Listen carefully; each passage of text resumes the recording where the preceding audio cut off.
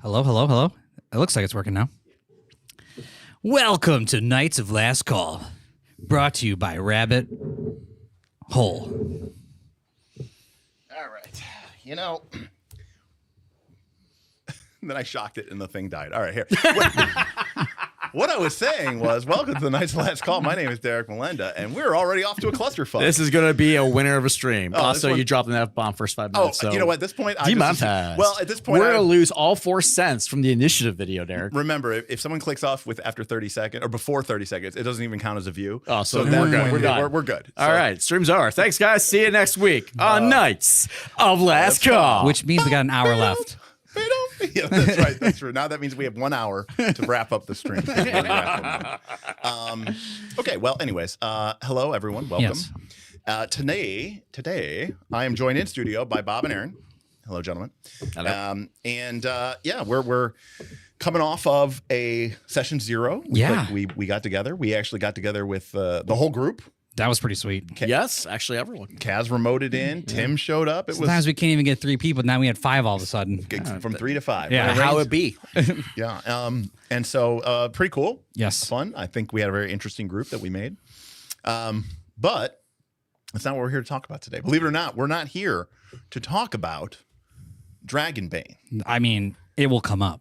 Okay, we're not here to talk about Dragonbane. Instead, we're here to talk about Dragonbane's initiative system.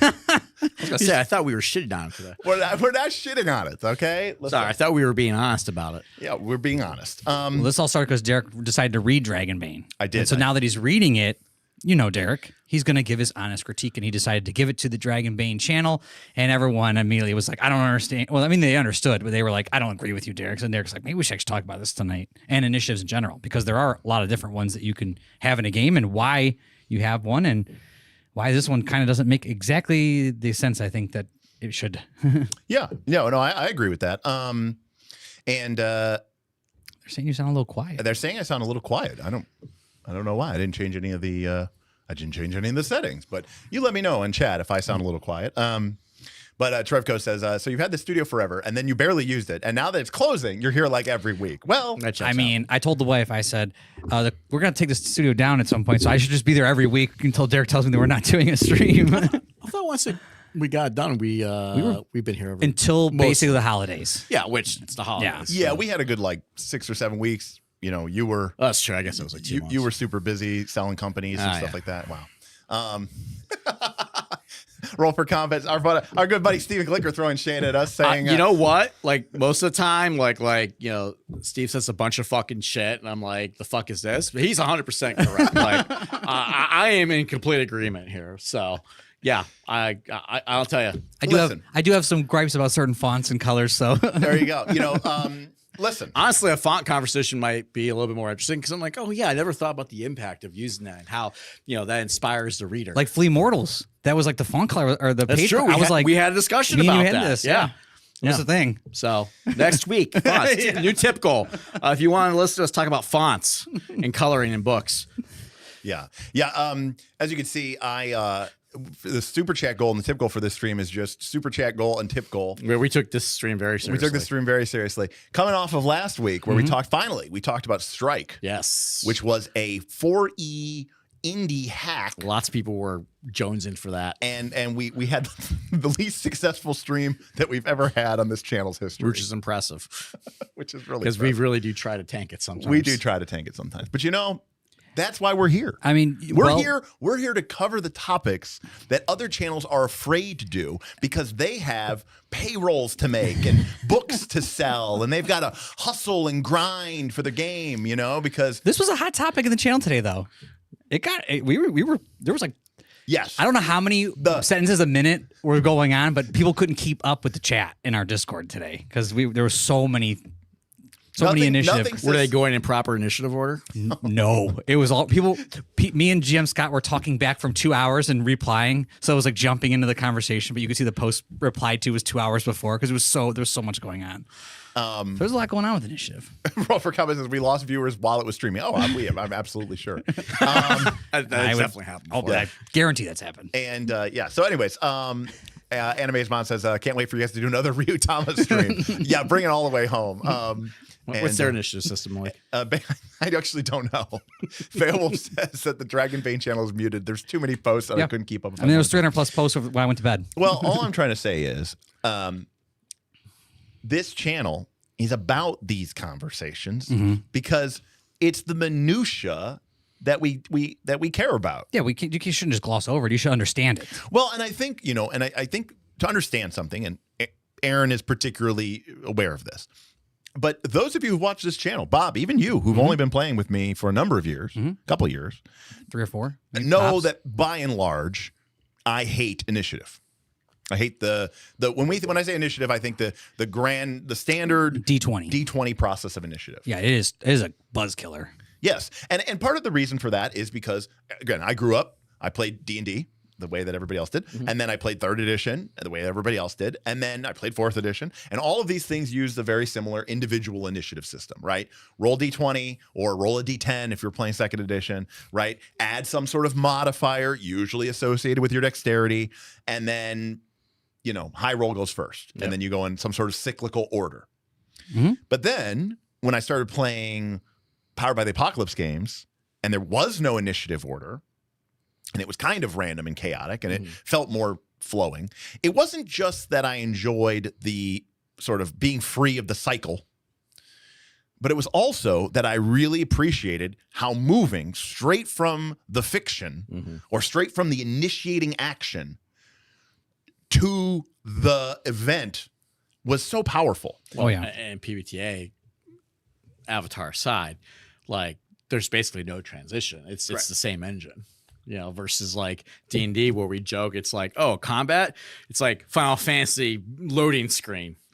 All right, line up your minis. Yeah. We're gonna take sides. All right. Right. I mean, there's a lot of hassle. I mean, to be fair, it is sort of it's all sort of part of horses for courses, which is to say, if we're playing 3rd edition D&D, right? If in fact, a lot of these are from the D&D minis game, so these are like 3rd edition minis, right? If we were replaying 3rd edition D&D and a fight were to break out, this is before the days of pre-pinned battle mats and Foundry VTT. So, oh my God, a combat. All right, well, everyone roll initiative. And while you guys are rolling initiative, I'm going to be drawing this out on a dry erase marker. Set up the door and then we're turning around and we're getting out of our seats and we're all looking for the right minis. And then we can't find the right mini. So we're going to use this spider mini turned backwards, and that's going to represent this hydralisk, or this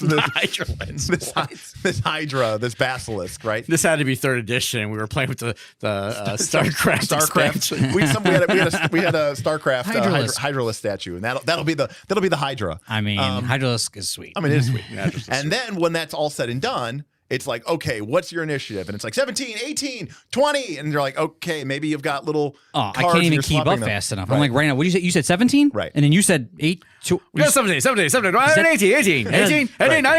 Is that the dice you rolled? Or 25, 25. And then what's 25? And then God forbid, because then what ends up happening is you get, 2 PCs go at 17. Yes. And then you're like, okay, who's got the higher initiative modifier? It's like, I've got 8, I've got 6. Okay, so you go, and then you go, and then you go. And then you're like, you finally get it all. And that person who had the 18 with the highest dexterity modifier, they're going first. And you go, okay. And then you go, I delay. Wow.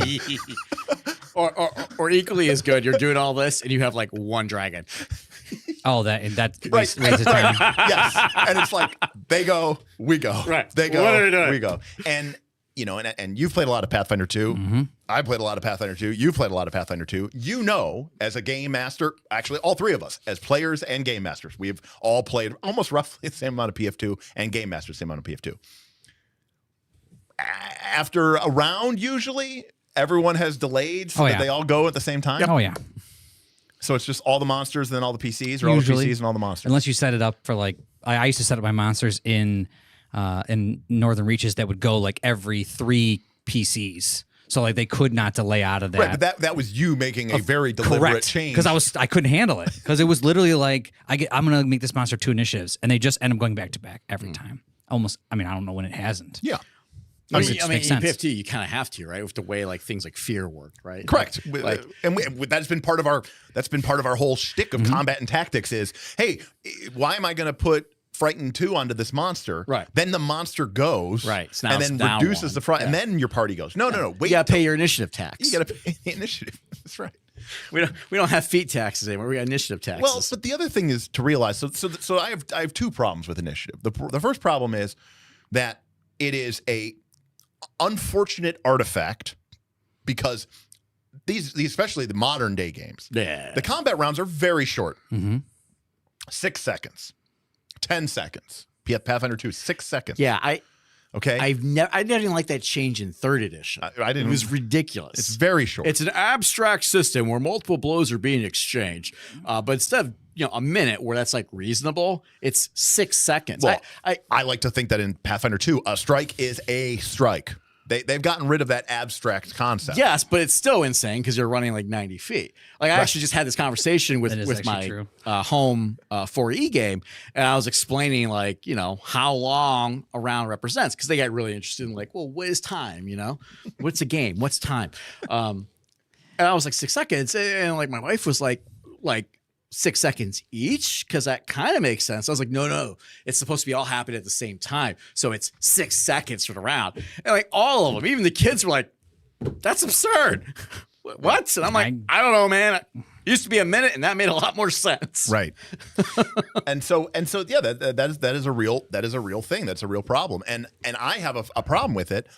Furthermore, because, but again, well, let me rephrase it. But I get it. I understand why they have to do that way because we're playing a game. We cannot all play simultaneously, potentially. And one of the themes of this stream is going to be there is a game system that handles all these issues, but it also is unplayable. So that's we think People have apparently played it, right? And there's live plays of it, but they're gonna still have doubts. We still have doubts, but I've seen it done, and I'm like, did that happen? Right? Am I hallucinating? Right? Was CGI? Right. Was it deep fake? It's AI. Yeah. Now, ChatGPT, how do you play Hackmaster? Now, Kendall makes a good point. 90 feet in 6 seconds is 10 miles per hour, which is a lot lower than the average human sprinting speed. Kendall, you are correct, except the problem is that you're like moving 90 feet in heavy armor with a backpack from a standing start position over rough terrain in a combat with people swinging at you. And then you still get to like take an action at the end of that and like swing your sword at somebody. And by the way, apparently during that time, you're also making multiple reflex saves if people are throwing fireballs and shit like that. So you're leaping out of the way while you're moving your 90 feet, killing some guy and blocking an attack. Right. So again, there's a lot of things here that I kind of want to touch on, but I get it. So we can't all play simultaneously, right? Like when you play a board game, right? The idea is turn. Everybody gets a turn. You have an order, and the idea is that in the game space of the game, everybody's moving, but that would be very confusing. So we don't do that, and so we take turns. So I get why initiative has to exist. It always made me laugh too when you could like almost like football get around the defender. Right. Like I'm just gonna move to the right and then go around you during my turn. I would have stopped you. No, you didn't have your turn yet. Right. So I'm way past you now. Yes. So offensive in Pathfinder 2, right? Yeah, it was. It's in any edition of the game. I'm just saying, like, at least they had attack of opportunities. At least there was some awareness of this is ridiculous. And then, they're like, yeah, what if we got rid of that? So like there was this time where like Bob was playing a sorcerer. You remember this, right? We had and the party was all lined up. They're all getting ready for a fight, right? And I had a wraith over here, and the wraith went whoop, oh yeah, and killed Bob. I stayed in the back because I didn't want to die. Right, and I just killed you anyway. Yes, it was awful. Right, and by the way, you've got like like a champion and like a fighter. Oh yeah, and like there's a whole like. I was gonna do magic missile. There's like not even gonna turn. There's like a whole array of a front line, like, and you guys did everything right. I was just like, meh. Yeah. You went first. It would have been at least like cool if I like come out of the wall. I didn't even do that. I was like, no. I just intentionally like sidestepped the champion. Yeah. And so like, but to your point, it would be like if you were playing a football game. Yeah. I think of like Blood Bowl. And you had minis, right? You had your minis, and your quarterback gets the ball, and there's the line, the offensive line. There's the what are those people called? Like the tight ends, football players, the corners, or whatever. Yeah, well, you're talking defense now. The people defend, defensive cornerbacks, and you got the linebackers, linebackers, cornerbacks, and then one of the defensive backs breaks and they win initiative. Yeah, and they just like just walk around the line. No, all the other people are moving. They're marching in their square. The ref's like, you can't move yet. Can't move yet. and then they just go around and they just destroy the quarterback. This is Blood Bowl. And so you go, that seems like that's pretty stupid. And here's the thing. I get why we have to do it. It's an artifact. I know. But what I don't like about it is that it's kludgy, but we need a way to say whether you go or not, I go. But the idea is it's a very short round and everything's happening simultaneously. Now, let's look at a game that does that. And for some odd reason, it gets really criticized for it. Okay. Avatar Legends, the PBTA game. Unlike most Powered by the anyone, by the way, anyone who's criticized, I mean, you're free to make your opinions as you wish. But anybody who has criticized the Powered by the Apocalypse Avatar Legends combat exchange system, you may have some very good points. But I will say that you are showing that you have never run a lot of combats in Powered by the Apocalypse. Because as I've said many times, when you run a Powered by the Apocalypse game, anytime you need when everybody wants to make a roll, or when everybody has to make a roll, at roughly the same time, the game breaks. Yeah. And like I said, the classic example is, the D&D thing. The evil wizard laughs maniacally, cackling his hands, flames dance up his wrists, gather at his fingertips, coalesce into a burning ball of flame that he laughs as he maniacally hurls it down on you and explodes. Now in D&D, I would say, make a reflex save, make a reflex save, make a reflex save, make a reflex save, chugga, chugga, chugga. You didn't have PBTA, you got like 4 misses, like a twit. Yeah, in PBTA, the game would be like, like old SNES games when there was too much stuff going on the screen, it would start to lag, It would be like that because it would be like, okay, your defy danger resulted in a partial success. So I got to come up with a success and a complication. You got a 6-, so I need to make a GM move as hard as I'd like to make. You also got a 7+, which means that I need to create a success. Start writing this down. I'm just writing down the list of complications. Horrible. Okay, it just doesn't work at all. Which is nice because you were talking about how good PBAT is in some things. Correct. It's not great in all things. Correct. And it's so definitely not good. great. It is good to note those things. Yeah, it is not good here. Now, the other problem, that was me casting a fireball. The other problem is, it's a combat, and we kind of all want to do something. Yep. I want to swing at the orc. No, I do. I want to swing at the orc. I'd like to cast a spell. I'd like to bash somebody in the face. Yeah, okay, that all makes sense. Everybody wants to do something, and, stay within the same kind of generic reason. Now, I've done it for a long time, and I have a lot of experience, but it's still not perfect. It can still get out of hand, and I think it requires a very skilled hand to run. Yeah, and good players. Like good players will be like, yeah, that makes sense. Like you go first, but just straight reading it, rules as written, it's kind of clunky in that respect. You got to be a really good director. Yep. In that. Yeah, you're right. You have to keep particularly in PBTA, right? Not only do you need to keep the game literally flowing because the game locks up, like you're done, right? You're stuck, but you're still like, hey, this is a narrative game, so I got to keep the pacing going, right? You, and I mean that's just a problem in general with the pacing and with this initiative system. But Avatar Legends said, okay, here's what we're gonna do. We understand it's Avatar. This isn't Monster Hearts, because to be fair, Dungeon World suffers from this. Dungeon World took Apocalypse World and stuck BXD&D to it. Right. But in Apocalypse World, you're not getting into the same fights that you would get like in a D&D game. There's a move called Go Aggro, right? Where like the idea is like, somebody owes you money, you're going over to their shed, you're kicking in the door with your double barrel sawed off. Yeah. This is all like one move. Yeah, this is just one move. Yeah, the whole move is Go Aggro. Right. And then like when you roll a 6-, you kick open the door with your shotgun and then there's like a rifle in your face, Yep. And he's like, drop the 6 shooter, or whatever. Yeah. Anyways, point is, it's a whole, you are doing the whole thing as one move.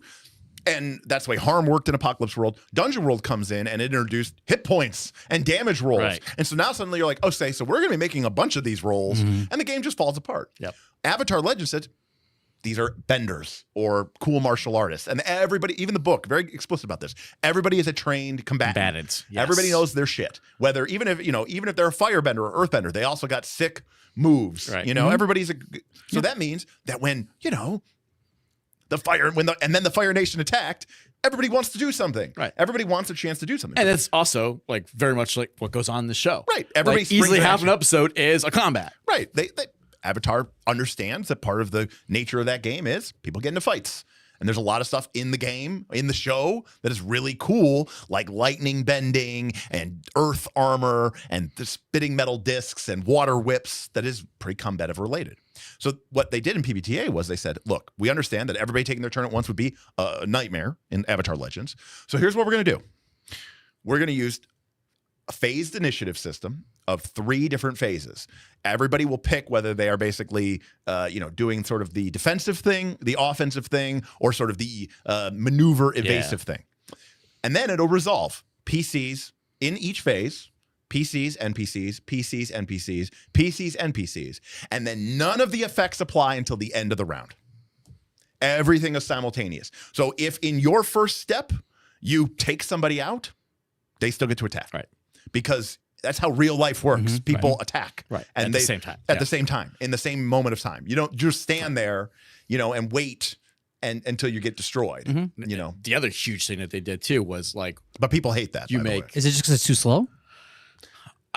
I mean, it's a slight departure from your typical PBTA, but like you need to do it if you're going to do this type of Yeah, thing, I just right? wondering what the complaint is. Like, is it slow? Well, I don't know. I'll have another follow-up point too after Aaron's done. Yeah, no, I was going to say like the other big thing that they did was they, you make one roll on your turn for what you're doing to set your stance basically, and then your consequences are hard coded. So it's not GM move. 6 minus GM makes a move as hard as it can. It tells you very specific what happens. I think it's like you get to make a basic move or something. Like so that breaks the lockup factor, right? Because the GM doesn't have to come up with like 30 different reasons of why your character's having a hard time. Yeah. I mean, for people who don't know Avatar Legends, when you get into a combat exchange, everybody makes a stance move. And everybody makes it simultaneously. And you roll, check your dice, and it'll either tell you if you have to use a basic technique, one of your crap techniques, if you can use one of your cool techniques, or if you can use a master technique or whatever like that. You make all that. You still make a roll, and that'll just determine. But then that effect is automatic once that's rolled. So it's very, very quick in that way. It's more. True. And again, the idea here is that it's more narrative. And instead of like the fight coming down to, well, I roll my initiative faster than you. It's like, no, we all get to go. We all get to do something. But I was going to say, the comparison to this is certainly in older versions of D&D, but most recently, when we played 5th edition, we played a very super hacked version of 5th edition that we called Dungeon Time Extreme, or DTX, and we used side-based initiative. Right. Yeah, Avatar is very similar to that. So we had we was 5th edition, so we added a 5th phase. There was ranged combat, then there was bonus action, then there was movement, then there was melee, then there was spell casting, and then there was like anything left, extra movement or whatever like that. And we would just, each round, everybody would just declare what they're doing. I'm shooting my bow. I'm casting a spell. Which took 2 seconds. I'm going to charge into the orcs and things. And we had like 5 or 6 players. Okay? And you're like, boom, boom, boom, boom, boom. Yeah, just go around. And then some people I've even seen, which is really great, I've used this at cons, they'll have like they'll have 5 index cards, that would say melee, casting, and you just slam it down in front of you. Then each side, not each player, each side would roll a d6. No modifier, just d6. Enemies and PCs. And that told you which side went first in each phase for that round. So if the enemy side rolled a 5 and the PCs rolled a 3, then the enemies shot their bows first, then the PCs shot their bows. Then the enemies got to use their bonus action, then the PCs. So on and so forth down the line. But what would happen when we got a tie? You rolled first, right? No, you rolled a d6. Everything happened at the same time. Yeah. We just did everything happen at the same time. Yeah. I killed the orc, and the orc strikes you back. It's simultaneous. It's not like, the end. It's not like Actually, the end. it was fairly intuitive. It's very intuitive, And those rounds were a lot of fun because there was a lot of tension, right? Right. Yeah, actually, when a tie happened, we're like, oh, this is going to be a nightmare. Yeah, it was like a clash. bloodbath. Yeah, it was clashing. Right. And that was cool. Yeah, Right. it was actually pretty cool. And so there was no clear advantage. Everybody just kind of, and again, we, much like what Avatar Legends does, we basically would break it up into phases, but, the idea was the orc could drop you unconscious with his crossbow, and you could kill the orc with your bow in the same shot, and that's okay. Like I think we're smart enough to be able to handle that. Yeah. But again, a lot of people have a problem with that Avatar game because they don't like this idea of like the delayed effects. It's like, I trapped him in ice, so how is he able to still attack me with his fire spell? And it's like, have you watched the show? Just imagine he's throwing fireballs at you as the ice hits him, and there you go.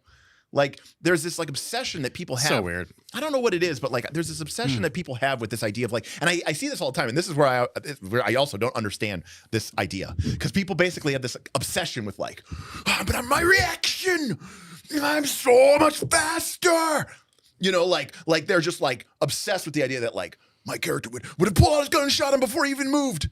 You know, like this like Old West dueling drawing thing. The problem with that is, but they're not playing like a real-time game. They're playing an abstraction. not only are they not playing a real-time game, but it's like, oh, you're so much faster than the big, huge, kludgy orc who's like, fat and a slob, and he's got a big two-handed sword. Guess How how? do we have to get personal? Attacks with the orcs here, man. Like, Guess how many? maybe he didn't like have time to clean up before the adventurers busted into his house. Jeez. It's like, well, do you not relax on there. a Sunday? Guess how many attacks? Guess how many actions you get around? One. Yeah. Guess how many actions he gets around? One. If you're so much faster than him, if your speed is so much more amazing, then why do you both go once a turn? I mean, it sounds like an emotional response, not a logical one, because it sounds like they just don't want their precious snowflake to get murdered by a slobby orc. Yeah, it's just one of those things where it's like, again, I view initiative very much as like it's a necessary evil. Now there are games like Avatar Legends and stuff like that, or even like I said, our basic D&D hack of 5e, where we just can do things simultaneously or resolve things simultaneously. And I think the Avatar system is great. No, I and think just it's to close out on it too, because again, it's PBTA and they're trying to like emulate the show, right? And particularly what I like is it's not this thing that continues forever. Like you have a round of combat, and then there's this moment where you like break away. And just like in the show, right? You exchange blows and you go, why are you doing this? What do you fight for? Whatever, and then like the group and the game master both collectively decide, are we going to have another round of combat? And like, that's super interesting. Then, combat has begun. Very well. We will fight to the death. And that's the end of it. Yeah, You it's know? much different than most other games you play, which is kind of a nice take on PBTA. Ironically, not to use this word, but like it's a little bit more realistic because like, yeah, you would exchange blows and taunt and talk to each other. well, and especially in that sort of anime inspired 100%. type Yeah. game, where it's like, I've only seen Dragon Ball Z. There's a lot of talking in those fights. Yeah, but that's so they can stretch it over 10 episodes because he can only say, Kamehameha for so long. So I'm just surprised by the reaction Yeah. because I felt like it did a great job of both being mechanically effective and narratively true to the show. right.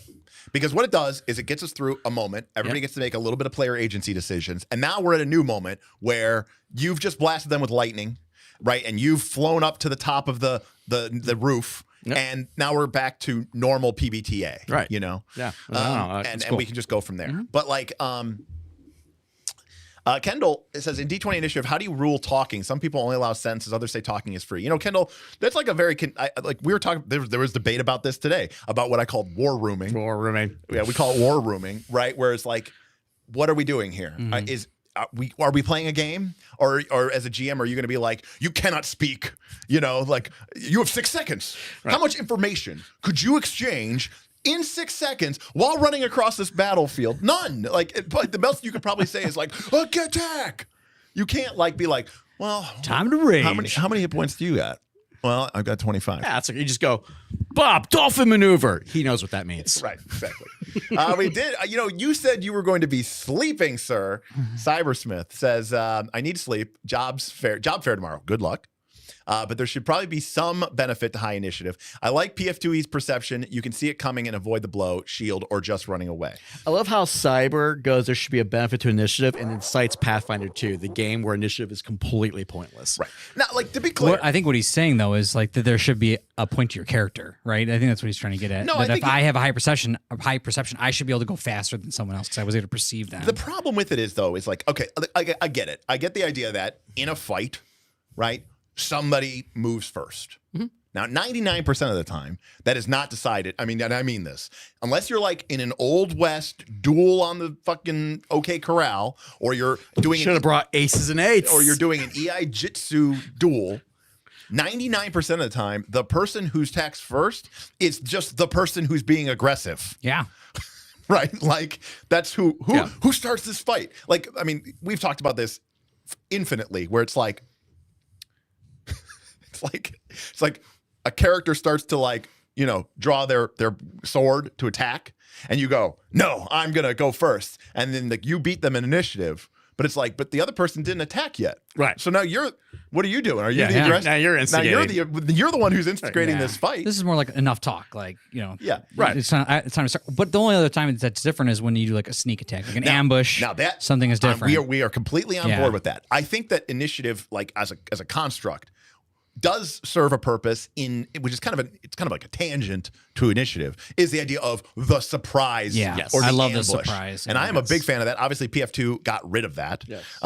Because to your point, Bob is discussing a scene from Conan the Destroyer, the second film. Which I barely know. I just know that you guys share that GIF a lot. Yeah, we and share talk that GIF about it a lot. But there's a scene where the heroes, including Conan, are speaking with these sort of evil wizard people, and they're kind of going back and forth. It's kind of not going anywhere. And Conan says, "Enough talk!" And he reaches into his belt, pulls out his dagger, hurls at the guy, Kills a dude. kills him in the chest, and he falls to the ground dead. Now, was that because Conan rolled really high in his initiative? I don't think so. Right. That was a surprise. That was a surprise. That was a sneak attack. That was a surprise initiative. But here's where I get really upset. I get upset where, okay, initiative is, it's an artifact that we have to deal with because otherwise everyone's moving simultaneously, or we have to have a system where, like an Avatar, where it's like all the action's happening around, and then we have to apply the effects after the fact. I get it. I get it. What I don't like, though, is it's like, okay, it's a random way to decide who goes when. And we have to have that because we're all going at the same time. Right. We really are. That's what the game is telling Right. us. All these games are saying the same thing. Okay. And then they introduce things like delay. Wait a second. So when did that come about? Because obviously I know it from third PS2. edition. Oh, so third edition was like really the Yeah. Third big edition one. really started a lot of these problems. Third edition really did. And I got to be honest with you something. We all grow as gamers. When 5th edition dropped in 2014 or whatever, 2015, I was like, they don't even have delay. This game is stupid. I love it. Yeah. Brilliant. That was actually very smart. Very smart. Because they made initiative actually do something. Initiative matters. Yeah. To a certain degree, as much as it doesn't matter. Yeah. Because it mattered more than like PF2 where Yeah. it didn't matter. Well, the other side of this about initiative, because the thing I don't like about initiative is I think it's kludgy. It takes time. You're doing all this math and sorting and all that stuff, which in by and large isn't horrible, because that's what we do a lot of times in RPGs. I just question whether it even matters, because in original D&D, okay, or Forbidden Lands, which we just made characters for, your character has 3 hit points. Right. Your character might have like 3 hit points or 4 hit points as well. So yeah, going first could make a big difference. Right. Because if you get to go, or if the enemy goes, then I go, and then the enemy goes again, that's it. That could be the whole fight. Yeah. And in basic D&D or early versions of D&D where you had 3 hit points or 4 hit points, it's like, well, they won initiative. Oh, yep, they hit me with a spear. Well, yep, I'm dead. But when it's like, well, you've got 75. tough. When you got 75 hit points and I've got 75 hit points, oh, you went first. Okay, are you going to kill me? No. So then why are we going through all this proceduralism? Right. And then you introduce, here's the worst part. You go through all of that, and then you introduce delay. And now that whole process we did of everybody rolling a D20, everybody organizing it, sorting it. Maybe you got little cards on your GM screen. Maybe you've got a dry erase board. Then you got to decide who wins the ties. Oh, you have a higher initiative order. You set it all up, and then everybody delays to whatever order they want to go to anyways. So what are we even doing here? What are we even doing here? Yeah, that I get it. Like, trust me, because when I'm in the game, I'm like, yeah, I'm totally delaying because I want us to form a party, and Aaron should go first because he's going to do this, and then I'm going to do that because he's going to pump me. But it's like, why did we have to roll if I just knew you were going to do that anyway? Well, also too, we should just decide that before we do that. Here's the problem. Here's the problem. I don't know. People will know this better than me. I'm going to guess that like the average football play is unless they're like, breaking through, running all the way down the field, right? But I'm talking about your standard football play. It's probably about 10 seconds long. I would have thought that's too long. So maybe less than that. Oh, yeah. Yeah, 8 seconds. I don't know. You know what? 6 seconds. Comment round. Let's call it 6 seconds. I'm thinking a hike, and then the quarterback usually gets the ball in a few seconds. Now, imagine the quarterback hikes the ball, okay? And I'm the running back. But I want to wait. I want to see what the defense is going to do. Yeah. So I wait 3 or 4 or 5 seconds. No way. Now that I have all the information about what's happening this round. So what I realize is that delay is actually you psychically seeing into the future. Because if I'm sitting there waiting You or don't be able to delay delaying if you got high wisdom. in this 6 seconds, then how come I get to do as much as everybody else did? Right. Because presumably, if I'm delaying and you're not, it means they started moving as soon as this ball was snapped. Yeah. They started running. They started tackling. They started blocking. I didn't do that. I waited. I held back. So shouldn't that mean that I don't get to do as much? I wouldn't be able to, for example, when the ball is hiked, if one of the running backs takes off running versus the other running back who waits to see how the play is developing and then takes off running. I'm sorry, To see how the play goes receivers, out before he makes his play. receivers. Which receiver do you think would be further down the field? The one who left immediately. Someone did sort of say that in chat. They were wondering, like, if you go first, do you get to do more things? Right. And now I'm just sort of thinking of as you're saying that now, like, yeah, I went and did something. So at the end of comment, it's all the same time. So did I do more things? Right. Obviously, it's hard to quantify that, but very hard to quantify. I get that it's an interesting concept. I've seen some initiative systems too that actually played around the concept in an interesting way, where when you rolled a high initiative, you declared last. So you would go first, but everyone Declarative initiative, but Yes. but you're locking it in. So Right. like because I'm so That's perceptive, interesting. Yeah, because yeah, I have yeah. such good reflexes, I kind of get to see what everyone's going to do. That's first, actually pretty and interesting. then make my decision last, and then do it first. Yes. Yeah, that's actually And so kinda you don't know interesting. how everyone's turn turned out because you didn't play the turn, but like you know what everyone declared. Oh, you're casting a spell. You're moving to engage. Okay, I can see him I'm gonna pulling shoot back. I can Bob. see him. Yeah, Yeah. yeah. Right. I kind of that's quite You know. interesting. But like again, so I mean the problem is too, it's like when you start talking about like multiple people delaying, what does this fight even look like? Everyone just delays. In my opinion, Like anytime we're that I've just ever waiting seen all us around? delay, I don't even think about the combat. I'm thinking about literally just numbers, like and math. I'm like, you're delaying, meta, like, okay, Yeah. like I don't even think about that until we start playing again. Like, just figure it out. But again, when you talk about like almost war rooming, it's kind of like, well, are we actually able to talk for 30 seconds of figuring out like you jump in first, then I'm gonna go. No, he's actually just killing us right now. Well, and I think this is a good time. It's weird. This is a good segue to talk about popcorn or alternating side initiative. Okay, Which I kind of like. which I really like. And I say this as someone who's played a lot of war games. Popcorn is also you go, I go, right? Popcorn is we will discuss the difference. Yes, there is a Okay. difference. There is a Okay. difference between what I would call popcorn initiative and what I would call alternating activation or alternating side initiative. Okay. And people do use, and myself included, use the term wrong sometimes. But there is a difference. There is a difference. Okay. But I say this as someone who's played a lot of war games. I played a lot of Warhammer, and in Warhammer, it's all of my units go. They all my cannons shoot, all my crossbowmen shoot, all my space marines shoot. Then I move. Then all my people move. Then all my people fight. Then you get to go, and it's pretty demoralizing. I hate that. Right. They did in Kill Team. They did You Go I Go, which I think is much Right. better.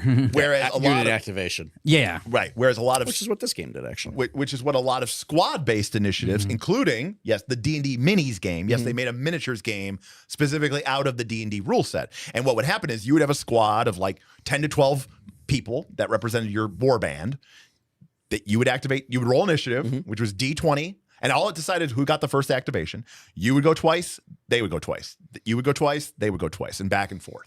And I think that's a much more balanced way of doing the game. But the thing about it is we talked about this with Pathfinder 2, when you have a delay system, you're rolling all this random initiative, and then you're delaying to go in the order that you want to go anyways. Like you said, oh, I rolled really high. Oh, but I want Smith to go first, so I'm just going to delay till after Smith so that he goes first. But even that is sort of an artifact. Smith isn't going first. Like we have this mental image of Aaron's model moved across the battlefield while I was standing there, engaged this enemy model who didn't move at all. Then Aaron wailed into him. Then another person went. I'm still just standing there in my square. And then finally, 18 to 24 seconds later, in this 6-second round, I go. But that's not how it would work. If I shot that guy with my bow, and Aaron moved in to engage him, it all kind of just happens at the same time. yeah. So if you're going to do this anyways, this is where the idea of popcorn initiative or alternating side initiative goes. Popcorn initiative officially is that usually the PCs, the players usually get the benefit of the doubt. They get the first activation. You as an individual, Derek gets to go. At the end of my turn, I pick someone else to go. On either side. It could be a PC. It could be a PC. It could be an enemy. So I might say, but I want the enemy to go now. But the player that went last gets to decide? Whose turn it is. Whoever turn Once it your is, turn's yeah. finished. At the end of your turn, you pick who's gone next. So when you just always Person almost hasn't gone. always pick your team?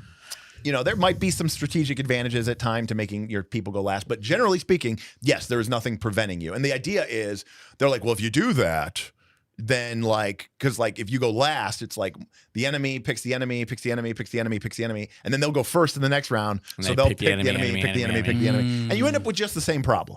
Which is why I don't think true popcorn initiative works or is good. What's much better is, which War Games figured out, alternating activations. And to his credit, okay, Emmanuel, For Fabula Ultima. from Fabula Ultima, Need Games, originally created an initiative system that was fairly similar to a lot of other initiative systems. It was kind of clunky. Yep. We right off the bat, we said this game's awesome, but we didn't like the initiative system. Yep. It was everybody rolled. What's that called? It was a Support check? group initiative check, Yeah. which uses the support rules. Yeah. And then if the PCs got high enough, they got the first activation. Instead, It was a lot of work for a very minor outcome. for a very minor outcome. So what's much better is alternating actions and alternating activations. Now you could roll a D6 just to keep it, a feral. Roll a D20. High roll gets to go. I really appreciate that Fabula Ultima just said the PCs go first, unless there's a villain with a capital V, Which and then I love. They get to go first, and then guess what? The way it works, it goes. The PCs pick someone on their side to go. Then Perfect. The GM picks a monster to go. Then the PCs pick someone who hasn't already gone. And, maybe you have a little card that you flip face down. They get to go. And so you get to have that strategic conversation about which order we should go in. You would be doing this anyways with your delays and all this other garbage. But you skip the whole sorting initiative order random. the government paperwork part. Yeah, so the the government- only downside there, I guess, would be like if you literally fought the weakest NPCs and you guys are all superheroes. You go, I go is basically like superhero 1 goes, weakest goblin I've ever seen goes second, somehow beating the best superhero that was number 2. Yeah, but what does that mean? You're all going simultaneously. Yeah. But someone might, but you could kill them before they even that's go. the bias. It's that gunfighter, Yeah. jitsu slash across the screen anime, and the guy's dead. I before now he even go. imagine But a if- samurai with a gunblade. But if death is, Look, let me tell you if something. death can happen, Let me tell you like if you have 2 or 3 hit points, like you don't want that guy to go second. But let me tell you something. Like when your characters charge each other, like in the battlefield, it's not you charging the orc. I get promise you. The that. orc charges you too, and you guys should meet somewhere in the middle. I get what you're saying there, but I'm talking about like that's why I made the comparison. Like these are the most epic fighters that I've ever seen versus the most weakest goblins I've ever seen. I still don't understand your point because that fight just sounds dumb anyway. And why I are we get- rolling initiative? Oh, Right, you're right. We don't. well, you know what? I don't You know what? disagree We there. don't even go into initiative. I say, Bob, make a strength plus insight Yeah, check. you kill him. You kill them all. Yeah. They were fodder and they didn't But matter. I was saying that's the only downside I could see from like the you go, I go, or alternating initiatives because it's like, why does that guy get to go? I've been training my whole life. I should be going way ahead. Our whole team should be ahead of their whole team. Well, like again, as Derek Yeah. said, it's not happening literally in order. Yeah. Well, but It's it, all happening at the same time. but it Right. does matter We are- if death is inevitable, That is right? the key. We are not going in order. It only looks that way because of the weird way that we have this bad system that we have had to come up with. But there are things that matter, right? Like if I paralyze you, But that's an artifact of the system. This is what I was saying. In Avatar Legends, I go correct. first, All the outcomes and don't happen until the I end. lock you in ice for 1,000 years. That was what I did first thing. is that how FU does it? No. So, but that's what I'm saying. So that could be important. because that's still an artifact of the system. Okay, so that's it's still- a meta concept. Yeah. it's a meta strategy that doesn't exist. But it is important in those games. of course, I'm not arguing. But it's that not narratively important. It's not So na- it doesn't matter how hard you train because it's not about how hard you train. It's about does the game function? correct. And that I that's agree- why- that I agree And with. that's why trying to associate it with these like Right. real world concepts, like Yeah. how fast my reaction speed is. Oh, I don't associate or, with that. Or I'm delaying so I can watch the battlefield. None of that makes any sense because you are making a realistic assumption of a situation that doesn't apply. You know what? Do you know what waiting? You know what delaying would be in real life? I don't go this round. Yeah. And I see what happens. And I'll just take my action and turn in round 2. That's what waiting looks like. Yeah. I wanted to see what happened. No, I agree with that. That's what waiting looks like. I see it as like you said earlier about the old school D&D where you had 3 or 4 hit points and we're going first mattered. And so that's what I think about it. When I think about initiative systems that matter, like that's what I think about. Like I need to go first. It's not like cool narrative like we're clashing. It's like no. I'm thinking about like almost like meta. We're not trying to say that that is good. We're saying it at least had some value. Yeah. As a side effect of the fact that everyone had low hit points. Yes. It's still like, what are we doing? Right. Now, I'm not arguing that like there aren't situations where somebody strikes first. Of course there is. Sure. You know. Yeah. But I mean, like in most combat type situations, you know, people are trading blows back and forth, and then somebody, you know, does get their attack off. But sometimes somebody just swings first. Yeah. That does happen. I'm not saying it can't happen. I'm just simply saying that like trying to act as if this initiative system is anything other than just a poor attempt to simulate reality in a way that can be done through the game is flawed to me. I agree. I think it's more specific, right? It's a poor attempt today because, to your earlier point, we took a system that did work and then proceeded to it's almost like the freaking sheep. We kept cloning the system, but we never took a moment to go, wait, is it still relevant 50 years later? Right. I mean, case in point, is this the right way to solve it? The initiative system from D&D was taken from a game about ships. Oh, is that what's his face Arneson's thing? Yeah, it's the same way we got armor class. Yeah. You know how I'm reading that book right now. Right. They told me to. So we took big capital warships, right, steering around on battlefields, and we said, and we never asked about it ever again. And we said, yeah, this is a good way to determine who goes, how people should go.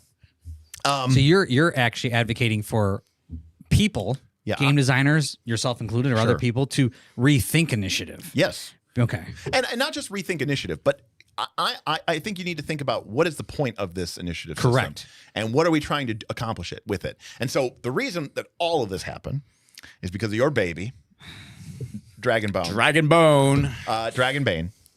Hype train. And Dragonbane, for those of you who do not know. Were we 2 weeks now into our flavor of the month? Yeah. A little longer than that. A little longer. Yeah. Just about 3 weeks. Dragonbane, nice. These are actually from the game Forbidden Lands. Well, we played it in December around Christmas time, so actually it's been like 5 weeks. In Dragonbane, you deal out these random cards to the players. In Dragonbane, you do it every round. Yeah, it's kind of wild. Holy shit. Okay. So at first I thought I was going to hate that. At first I thought I was going to hate just dealing cards out. I thought that was like slow and clunky. So I mean, I do hate that. It's actually not bad. So we mean not bad. It's actually not bad. Okay, so we're gonna smooth. No, we're gonna take this. I know how this conversation ends, so I'm not convinced at all by that. So we're gonna take. Dan says I hate that. Yeah. You do think so? Because this is going to end with Derek going, and after the cards, it's the same fucking system. So I don't disagree with that. Wait. Okay, so it is bad. Okay, Got it. so I was saying dice roll versus cards. I thought was bad. No. Okay. Well, let's talk about a couple things. Can I explain the system first? Sorry. Can I please? We're having our explain the meta system? argument over your argument. You're having a meta argument over my argument. Okay. So what happens? There's a deck of cards 1 to 10. Yes. Okay.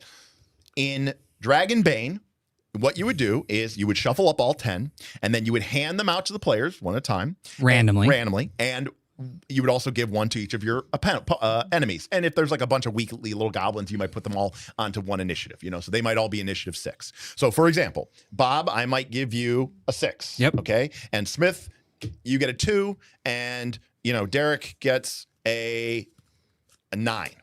Okay.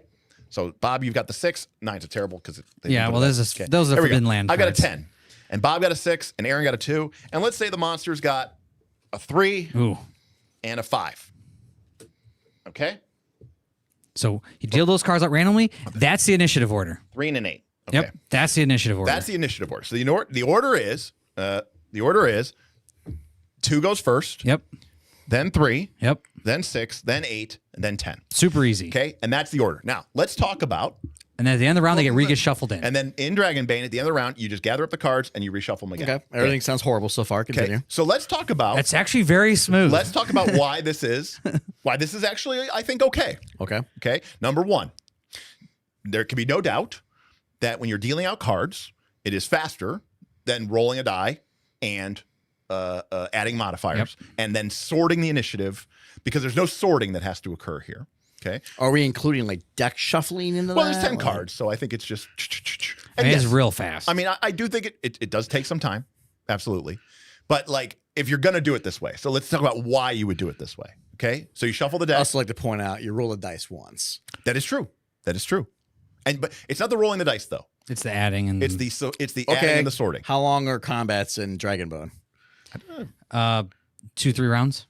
So And those rounds are faster 3 than deals. Right. those rounds are faster than D&D rounds. I'm just saying, like, okay. This in principle isn't horrible. It just feels gimmicky and doesn't actually address the Well, problem. actually, I think it's because this game Has dodge and this parry. game is the 19th version of a game which came out in 1982. Sure. And in Swedish Advanced Dungeons and Dragons. Swedish Advanced Dungeons and Dragons. Right.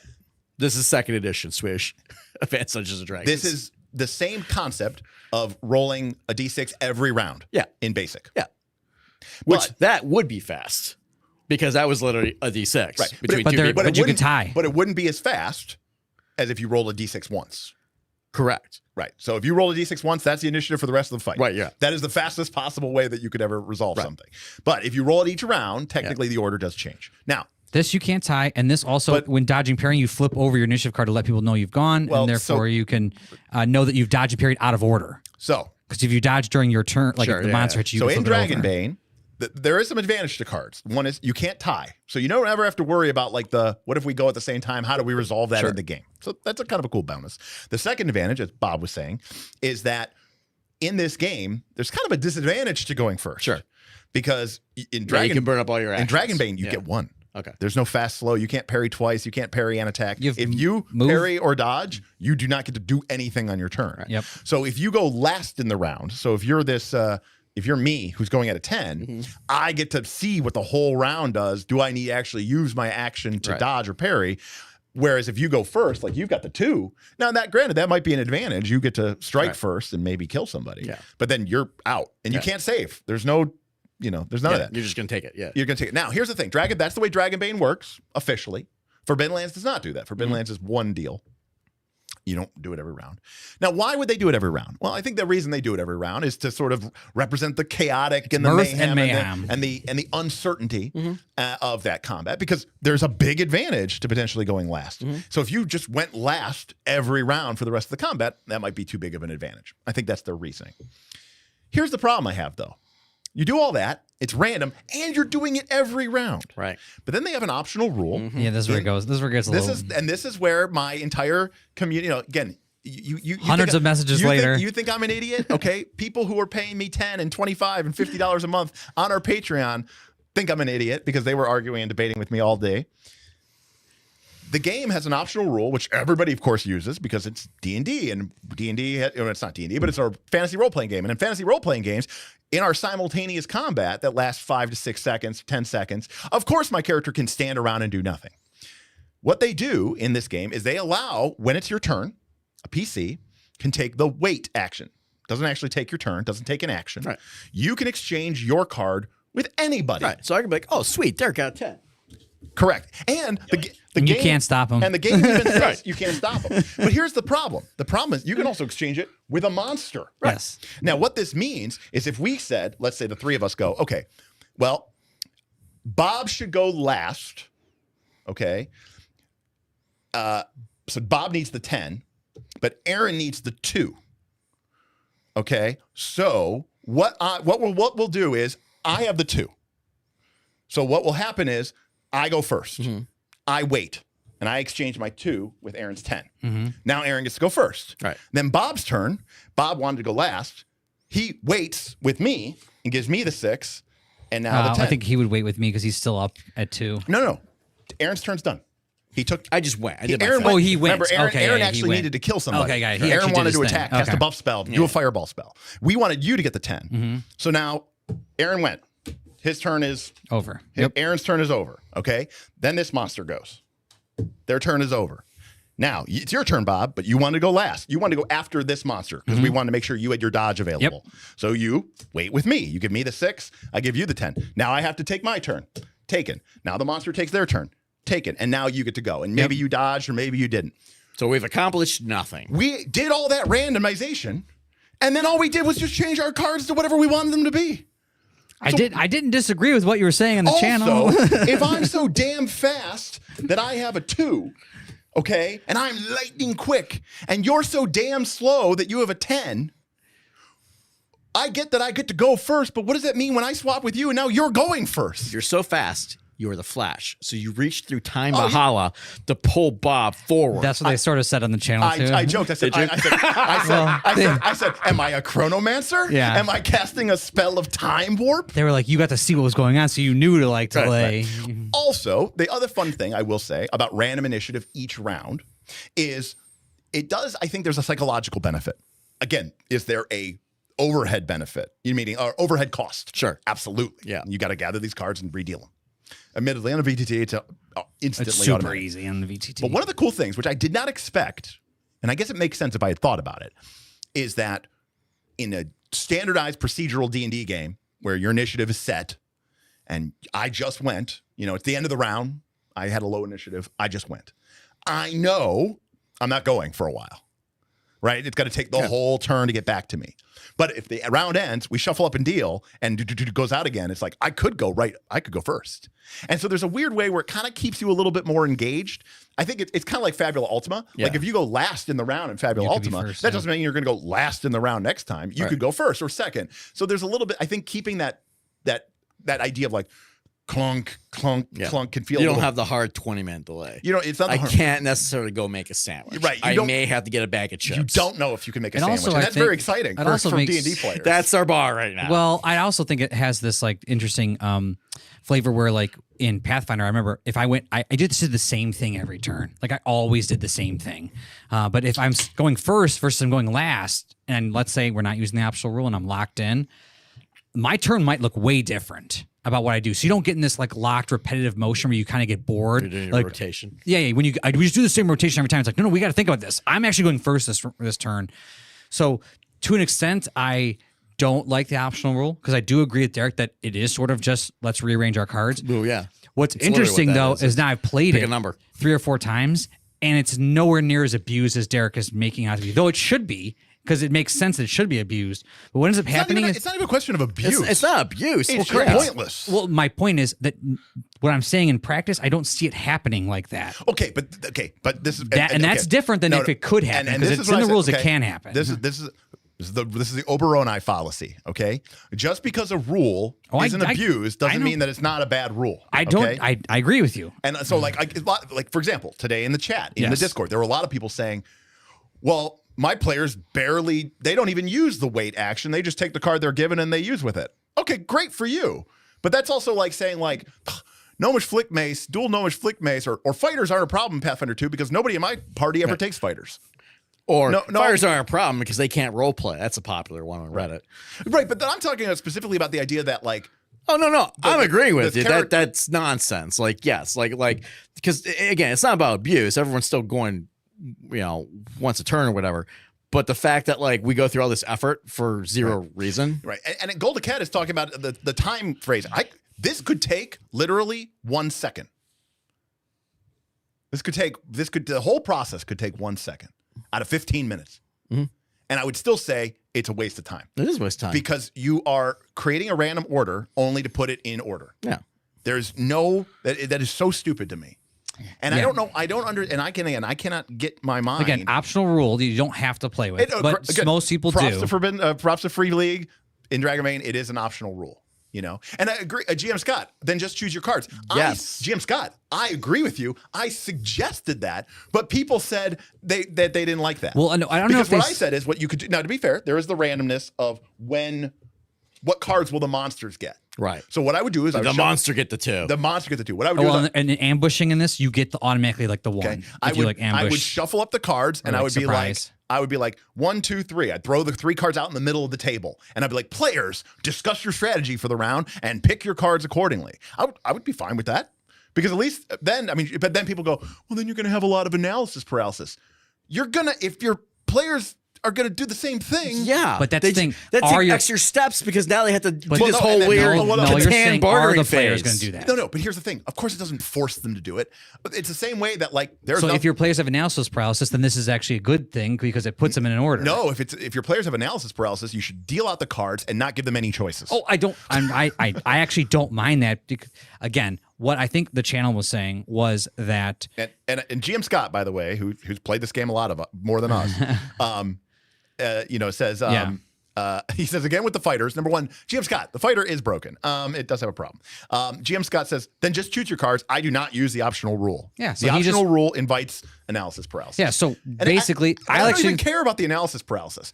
Like sometimes for some groups, right? For some people, they like that war room. Yeah. Let's discuss and come up with a So cool that's why strategy. it's an and optional execute. rule. No, that's fine. But then why do the random first?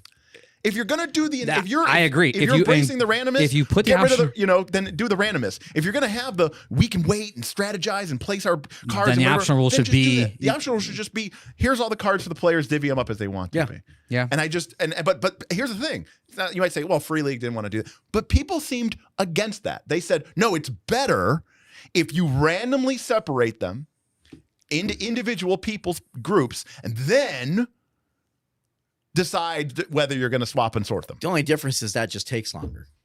Yes. I guess the only thing is if your group does that, like, but then again, why are you playing with the optional rule if your group doesn't do that? If your group does not swap, then the optional rule is sort of irrelevant at that point. Are we discussing game design or like Yeah. how people feel when they sit down at a table? Well, that's like, its own thing. We were discussing is one of the things that Derek did not like about this game was the weight mechanic of the optional rule. And so that was one of the things which I don't disagree with. The weight mechanic was not really crazily used when I've played my 3 games. It only happened when people got like real stuck in a situation where they're like, crap, this doesn't even make sense right now. I need to be able to swap out. But I could see how everyone should just do that to optimize their turn. Right. And here's the thing. Yeah. All right. There is a world where your players don't do that. Correct? Okay. Fine. That's cool. But that doesn't mean it's not a problem. right. I don't understand And so- how that's But like also, the too, argument. maybe they're not doing it because the game, they've been playing it for 2 weeks. That's also right? true. Like the first time that I know. In a month, they might be just swapping every Well, turn. after they watch this, people are like, "Oh, for example, there are people. Yeah. I could always get a 10." There are people who've been playing Pathfinder 2 for years. Okay. And if I say and this is not a Knights of Last Call thing. Okay. This is not a Knights of Last Call thing. This is a Pathfinder 2 thing. If I say to them, Conga Line of Death, Yeah. you'll see a lot of Pathfinder 2 players go, "Oh yeah." Yeah. But you'll also find people actually Google it, who you'll have see been it. playing Oh, yeah. who've been playing Pathfinder 2 for 3 years, and they'll say, "I've never seen that happen. I've been playing Pathfinder 2 for 3 years. Must and not I've- be real." And I'm so Someone tried to flank a Dragonbane the other day. Like, this is a thing? Like, it's not a thing in Dragonbane. Like, dang it. yeah. And so again, the reason why initiative is so irksome to me is because we need a way to decide who gets to go because we can't all go at the same time. There have been attempts, some of them better than others. But if Oh, that's a good point. Is there? I actually only know a few. I know Yeah. PBTA. Yeah. I've played a little bit of Avatar. That's one of my least experienced ones. PBTA actually felt very nice because we've had respectful players that felt like it fell in a good line. And Well, you- at PBTA, there is nothing to do. yeah. It's and the GM, correct. Yeah. So that's always felt really nice. Obviously, I get it in the wrong group. You're probably not gonna be able to do it.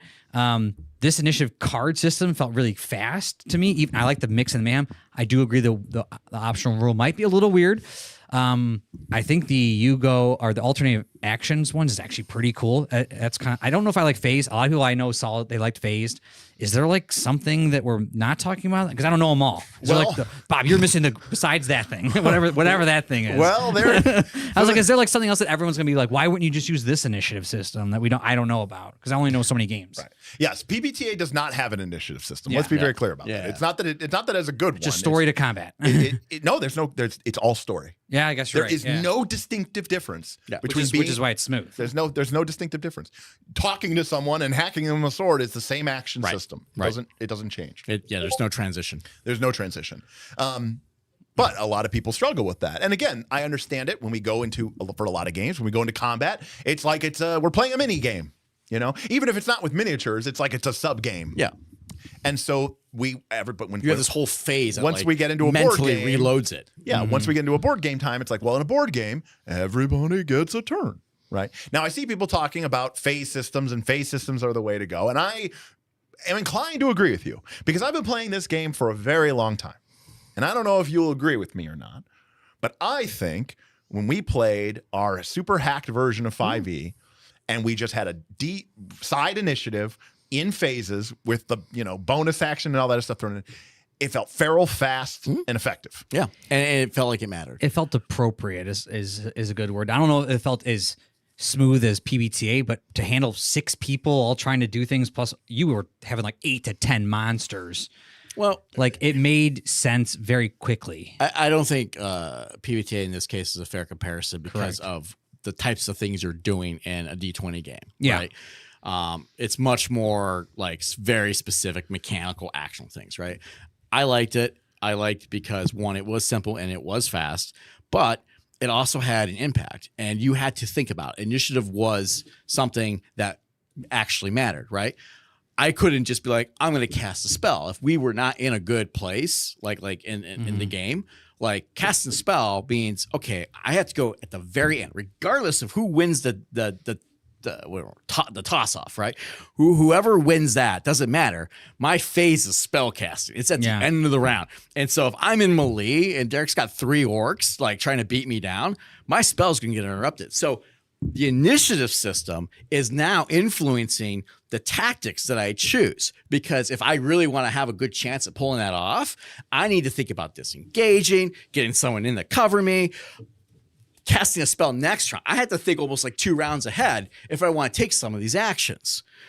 That's cool. Like I'm now thinking about what I want to do in the declaration phase because it matters. And that's before you get into the fact that I can't control when I go. So like I'm going to declare something and that's locked in. That's gospel. And then we roll a D6 and oh shit, we got a tie or the monsters go first. Well, this is going to be an interesting round because I was really hoping that we were going to get a win there and we did it. So now I'm getting pounded, right? And all this is happening in a split second, which is cool. Right. And I liked playing the DTX phase initiative. It felt really nice. I just feel in my head, I haven't really played the alternating activations. I guess when we play Fabio Ultima, it'll be a little different.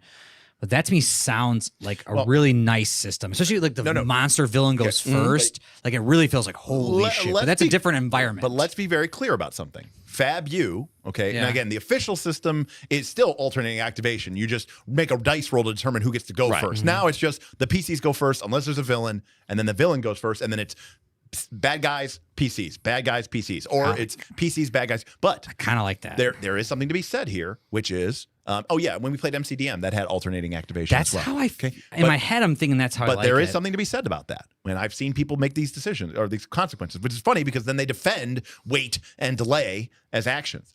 They say that leads to analysis paralysis. And I saw a little bit of that in Fabula Ultima. Yeah. Because in what, war rooming? Well, no, because, okay, who goes the villain next? goes. Who's the most optimal? And then it's like, okay, there's 4 PCs. And then it's who goes. Right. And this was a change I made in my now you game. have to have a conversation. And Yes. then we'll get into Aaron's. Yeah.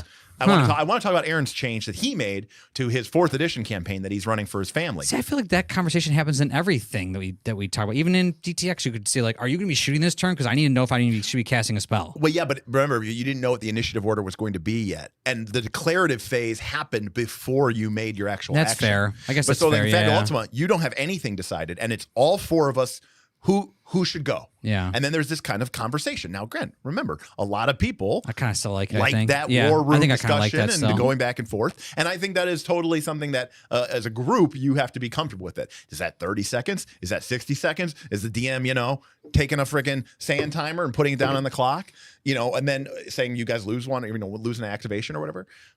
That's fine.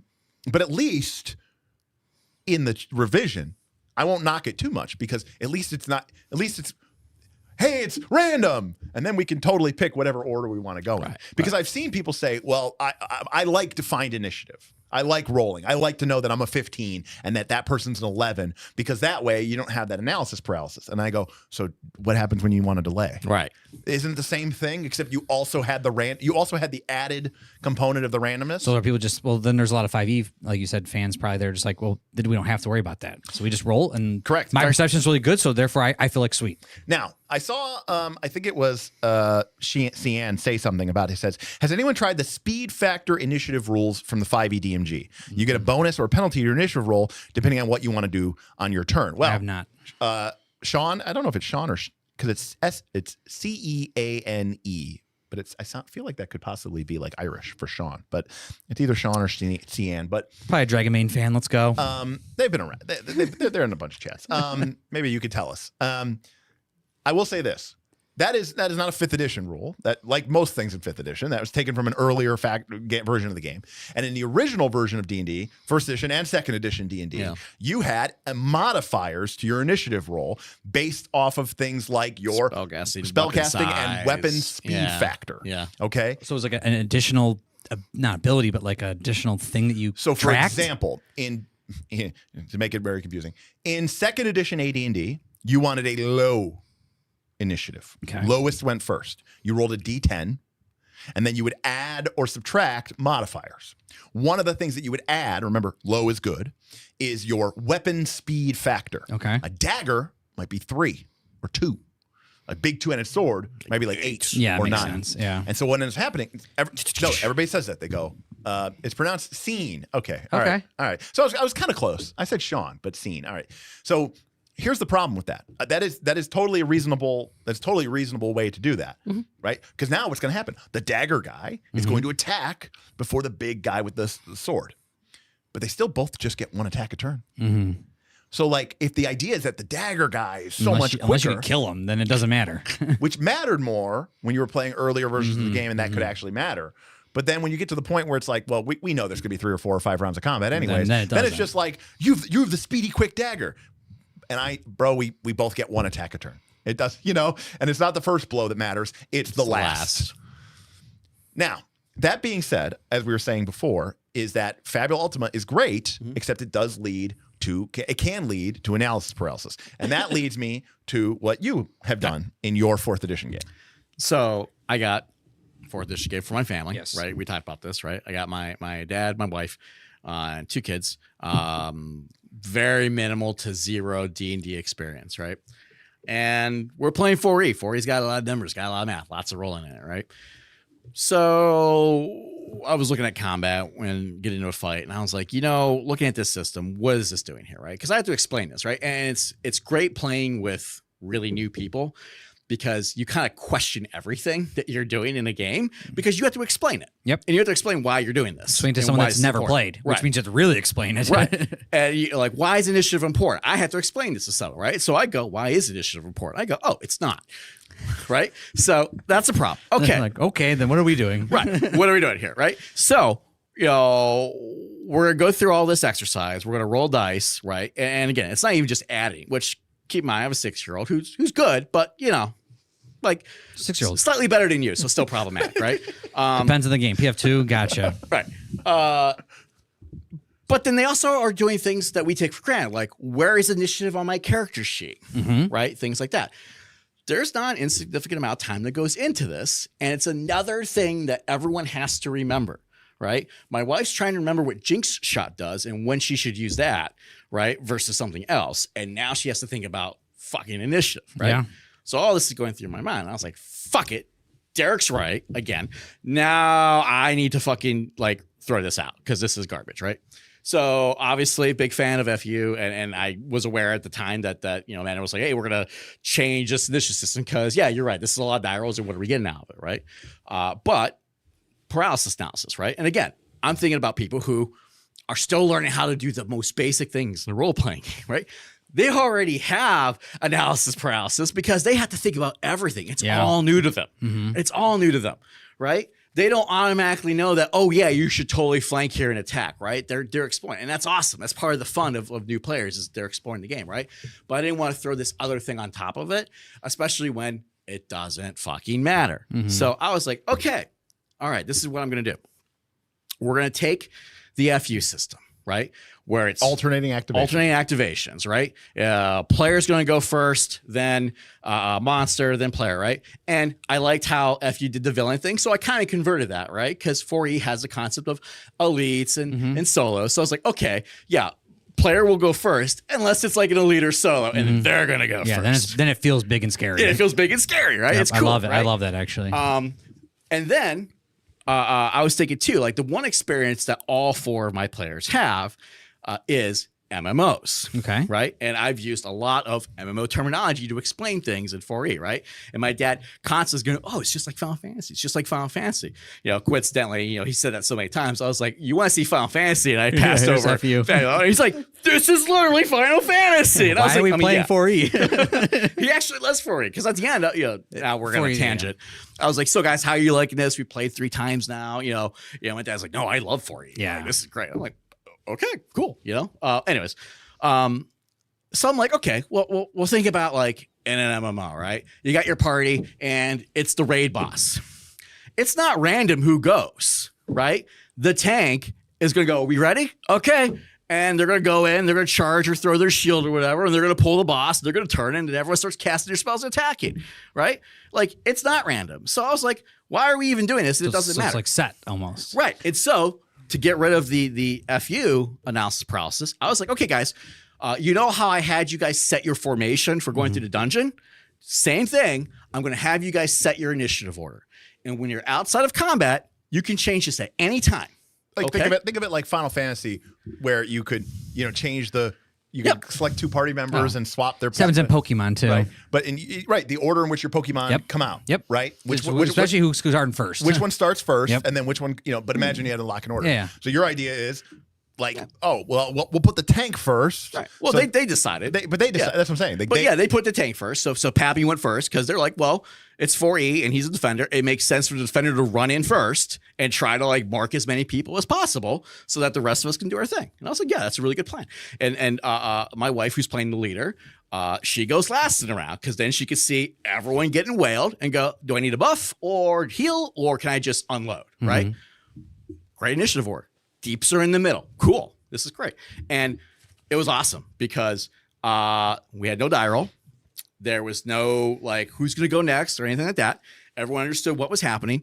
And what sealed it for me was the transition speed, because this is a D20 game, right? I mean, 4th edition is the epitome of loading, please wait. We're in combat now. Dun, dun, dun, dun, dun. You're drawing the map. You're putting the minis down. You're getting ready. All right. Ugh. I get my pages of spells out. An hour-long confrontation. Let's go, right? Like, this is 4th edition, right? And we went from like that to like, I'm describing the room. I'm describing as the skeleton rises from the crypt, and my kids are going, oh, my dad's like, oh shit. And I'm like, I got kids here, man. What the fuck? You know? And everyone's like, oh man, the skeleton rises up. And guess what? It's a name. So I drop its card right in the beginning, and it immediately attacks and it does damage. And I'm like, all right, Pappy, what do you do? And it was literally as fast as I just said it. Yeah. It was awesome. Especially because you know the initiative order too. Everyone does. Well, I'm saying you, the GM, Yes. go Pappy's first because Right. he's a tank, or Right. he chose I have it literally on my screen, and I go, oh, I have an elite. So there are people that I'm like going that. first. Like there are people that like set initiative. Yeah, and I think there's a lot of advantages to that, and It's definitely for speed. because again, remember, Yeah. like it's by far the fastest. Yeah. there could be no doubt about that. So I mean, and to your point where you talked about like why not just pick your initiative when we're talking about Dragonbane's optional rule, like that is what that is. We just what that picked is. it. Yeah. They just picked it. But the distinct is they do not get to each while you're in combat, where Correct. time is at a premium. Right. They don't have to make those decisions on a turn by turn by turn, round by round. Yeah, by Dragonbane round wants basis. the mayhem. Right. That's why it resets it every freaking time. And that is the real ultimate point. Dragonbane It wants is the the mirth crazies. and mayhem. Those are its taglines. Yeah. That's what the game's going for. And it's literally doing individual initiative, randomize every turn. Now, you may forget this, but that was the rule in 2nd edition It was, AD&D. yeah. In 2nd edition AD&D, you rolled your D10 every round to determine the order of initiative that round. It changed every third. Dragonbane is 2nd edition. That's what I'm saying. 3rd edition was the first version of D&D that introduced the idea of you roll initiative once at the start of the Static or fight, set. and then it's static throughout the rest of the game unless you delay. And that's why they didn't have delay in 2nd edition, because it didn't make any sense, because initiative changed every round. It wouldn't have made any sense, right? And so do you find that your party, your players, get in too much of a static routine? Like we always do the same 4 things for the first 2 rounds, because I know that I'm always going first, and I know that my your kid's going second every single time. So then there's that complaint that people are like, I just get into the same routine where I always do this. Wait. You're playing Dragonbane. Yeah. There's 4 people in the party. You all have a bunch of cards. One of you has the first. One of you has the highest number card. And then you just trade that to the person who needs to go first. Like knowing the trade part, the randomization does matter. The randomization definitely, because you could be dodging parrying or you could be tacking. It totally makes it unpredictable. Totally makes it crazy. And some people, I just was wondering because that was a complaint of people. I used to get the same routine. So here's the problem with that complaint. They're complaining about the wrong thing. That's not an issue with initiative or like that's not going to fix that.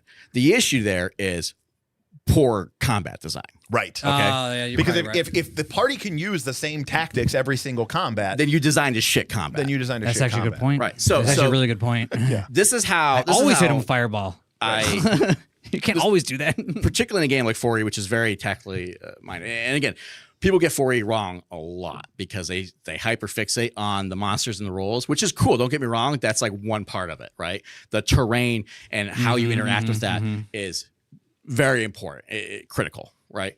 So this is how I view combat in 4E. And you could probably apply this to things like Pathfinder, right? Optimum. What's the optimal path? That the characters do run in and they get to use their cool powers and they lock down the fight before it's a problem, right? So as a game master, what do I want to do? I want to disrupt that, right? So I have to make sure that my encounter, and again, we talk about this book a billion times, the 3rd edition Dungeonscape book. It goes into detail about like how to build good combats because basically you kind of iterate through your mind what you think the players are going to do. I mean, it's and like designing a play in football. Yep. Yes. It's just like designing a play in football. Right. And so for me, I go, okay, I expect players, if they're good, to run in and, they're going to try to use their days. They're going to try to do these things. So what I want to do is disrupt that. I'm going to put in terrain. I'm going to put in stairs. I'm going to have non-combative blockers, aka it's a wall and the artillery's up on top of it. What are you going to do? How are you going to deal with that, right? Bob knows all about what happens when the monster is 10 feet out of reach. Yeah. It's impossible to hit. Well, for you, right? But not just me. Hopefully a player goes, oh man, I need to prepare for that. I should have a ranged power, or maybe I do need to pick up a bow. But again, or you're a character who is the ranged DPS, and you go, that's my priority. And you go, that's my priority. Normally, we would just all focus fire and fixate. We can't do that this fight because none of the rest of you can target that guy. So I have to do something different. I had a fight where you had artillery in the back, and they knew enough to know that character was lightly armored and not a lot of hit points, but would do a lot of damage. And then the room was filled with basically trash, right? But there were stairs and there was terrain and there was blazers. Just to be clear, not trash. Sorry. Monsters that were just there to hold up the party so that the artillery was safe. They were blocking, literally a zombie on the stairs trying to block for the artillery, right? And like they knew this, right? And like, listen, again, like Pappy's played a lot of MMOs. He's got a better gear score than I do in Final Fantasy, okay? Like the man's retired, living the dream, right? And so he's like, okay, that's the threat, right? And he runs in and gets that guy and locks him up. Bad news for me because I really want to unload on the party, right? But it was a risky move because then I got to close in. So he was completely cut off from the rest of the party. Now the party's got to make a lot of tough choices. My wife's trying to figure out how do I get to the paladin before he dies? Because guess what? Artilleries do a lot of damage to everyone, not just, your soft targets, right? So Pappy's getting burned down. Everyone else is surrounded. There's no tank over here. So the sorceress is getting wailed on by skeletons and zombies, right? So my point being is like that was an example of like, hey, the optimal thing here is to move in quick and kill the big threat. Okay. That got disrupted. Now we're split. Now our soft targets are surrounded. The leader can't heal the tank, and the tank 50-50 if he makes that or not. So right? question here then. Yeah. So now they've already locked in their initiative before they went in here. Now shit hit the fan. Are they like, is there this like regrettableness to that like locked in initiative? Do they start going like, man, I really wish we could have delayed. I really wish we could have rearranged this order or re-rolled on the next turn because this initiative is not the same way we thought it was going to be. Or they go, this is what we signed up for. Well, they're new. Yeah, So I'm just they're wondering. not if that, thinking about, damn, I should have delayed. Yeah. They probably don't know what delay is. Right. My Well, dad does now and- because he's watching this. But I was just wondering that point. And to be fair, fifth edition doesn't have delay. Right. Yeah, you yeah. know? I And actually so, don't mind. I kind of like the mayhem of not being in the delay. I like the kind of well, like and that's why the light whole dice where they. that's why the weight rule in Dragonbane. I've been playing it as, hey, this is the order you set. That's the order we go in, right? Yeah. And I'll say the most devastating part was there was this opportunity for surprise. And I was like, listen, if Pappy's surprised, I'm still calling on Pappy. I'm like, oh, you're surprised? Next. Yeah, Don't get surprised. that actually feels very impactful too. Like you almost skipped over your turn that was set, not just like I got unlucky and I because rolled now out I'm getting there. back-to-back activations, right? So Yeah, it's quite interesting. That's pretty brutal. Yeah, it's pretty. That's what I was thinking. It's actually kind of brutal. Well, and, and the other thing too that's really nice about alternating actions, which I've heard a lot, this could happen in Dragonbane. This could happen in Forbidden Lands. But it actually couldn't happen in Forbidden Lands because Forbidden Lands doesn't have ferocity, to my knowledge. Dragonbane has this concept called ferocity, where monsters get multiple initiative cards. Yep. So they could go multiple times around. It's very possible that they get like 1, 2, 4. Yeah, And they just go. Yeah. And there's no counterplay. and monsters can't be traded with, just the NPCs. Yeah. And specifically the rule says monsters never wait. They just go. And so, whenever you do this initiative system, you're always kind of taking this risk that you're just going to get this like everyone's going to go and it's just going to be this complete burn down. And it's kind of just like, kind of horrible. Now, I did say there is a solution. Gosh. Now, we're not going to explain this all, okay? Because, okay. Hey, Smith, when you're over there, there's some dry erase markers on the console. Can you bring those over to me when you're? Yeah, that'll work. So what we're going to do here is we're going to take a look here at our board. And we're going to make this really simple. We're going to have this cleric, Bob. That's going to be Excellent. Bob. You're going to be this I cleric. wish I had my croupier stick. Was that what it's called? Croupier? And what is going on? What's wrong? I don't think the table is updating. Oh, it's not. That's weird. That is How's that shot freeze? I don't even know. This is actually a frozen shot. That is so weird, isn't it? Yeah. Yeah. Okay. it's Well, like a picture. That isn't what happened. All right. All right. Well, we're gonna have to do this this. is gonna make it even more this difficult. This is gonna even make it more difficult. But you know what? It's fine. It's totally fine. Okay. So we've got Bob the cleric over here. Yeah. We've got Aaron the samurai warrior over here, and we've got Derek the 2-weapon ranger over here. Okay. Okay. Now, what I'm going to do is generically describe for you the initiative system that is used in Hackmaster. Okay? Hackmaster. No one can read that. The front there. You gotta get him. Turn in that front. way. There you go. There you go. Figured it out. Hackmaster 5th edition. Now, to be clear, this game is kind of designed as a troll. This one? No. Yes. This was a real one. No, it's still designed as a troll. Yeah, They literally only played this game. I know, but like, I think you think it's a troll. oh, I know it's a troll. I know it's a troll. The sidebars from Gary Jackson alone tell you that it's a troll. No, I think they believe what they say. You could say that they may be trolling, but I don't think they think it's a troll. I think with the fact that they have like the weight modifier percentage based off of the inertial mass of a monster. Anyways, I think they're serious. long story short, the game is probably unplayable, but we don't know. Apparently, some people do actually play this game. But I do want to kind of describe, and again, I was really counting on being able to go to this table shot. That's wonder so what's weird. going This is gonna make it really hard. But it's going to make You it really can't hard. like try to reboot it or something like that. What's it doing over there? Like, I don't know. Actually, that's a good question, Bob. Bob, entertain the people. Go back to miming.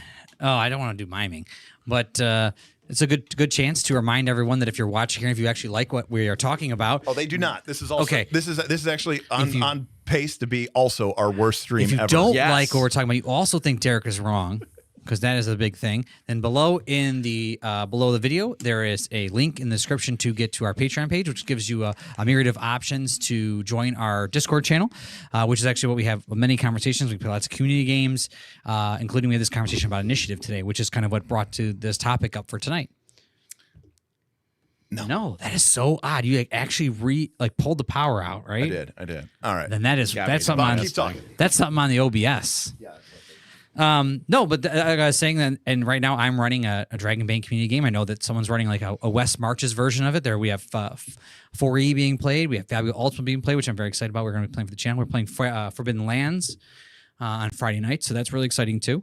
But this whole discussion today came about because we actually get into the weeds of the games that we're talking about. When we talk about stuff, we don't just like just brush it over. Derek was actually reviewing the system and was wondering why it was important, or is this something that is a flaw of the game, or can it be improved? And let's discuss it further. So there's definitely some going back and forth in that respect, and that's what kind of brought us here today. So I'm actually kind of glad because again, I glossed over it just thinking that's the way it is, but then when you break it down a little further, and you kind of think about it, like, well, are there some things that should be done better? Yeah. All right. So I fixed it, I think. Hey, there we go. Oh, Okay. it is live. Hey. All right. So there we go. So we've got 3 characters here, right? Yep. We've got Bob, Yes. Bob's guy. We've got Derek's guy. And then we've got Smith's guy. Tell how bad this board is because the Sharpie doesn't even work on it. Yeah, that's right.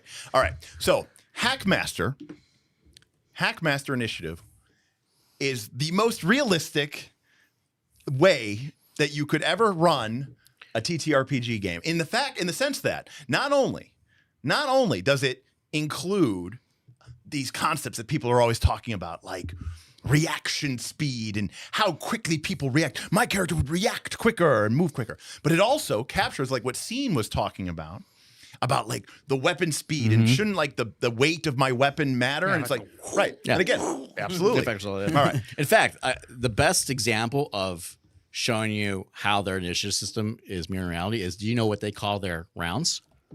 I don't know. Seconds, as in a literal second. Right. They don't have rounds.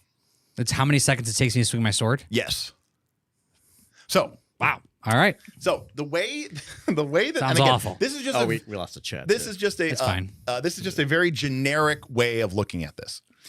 What happens is there is something in the Hackmaster that is called the count.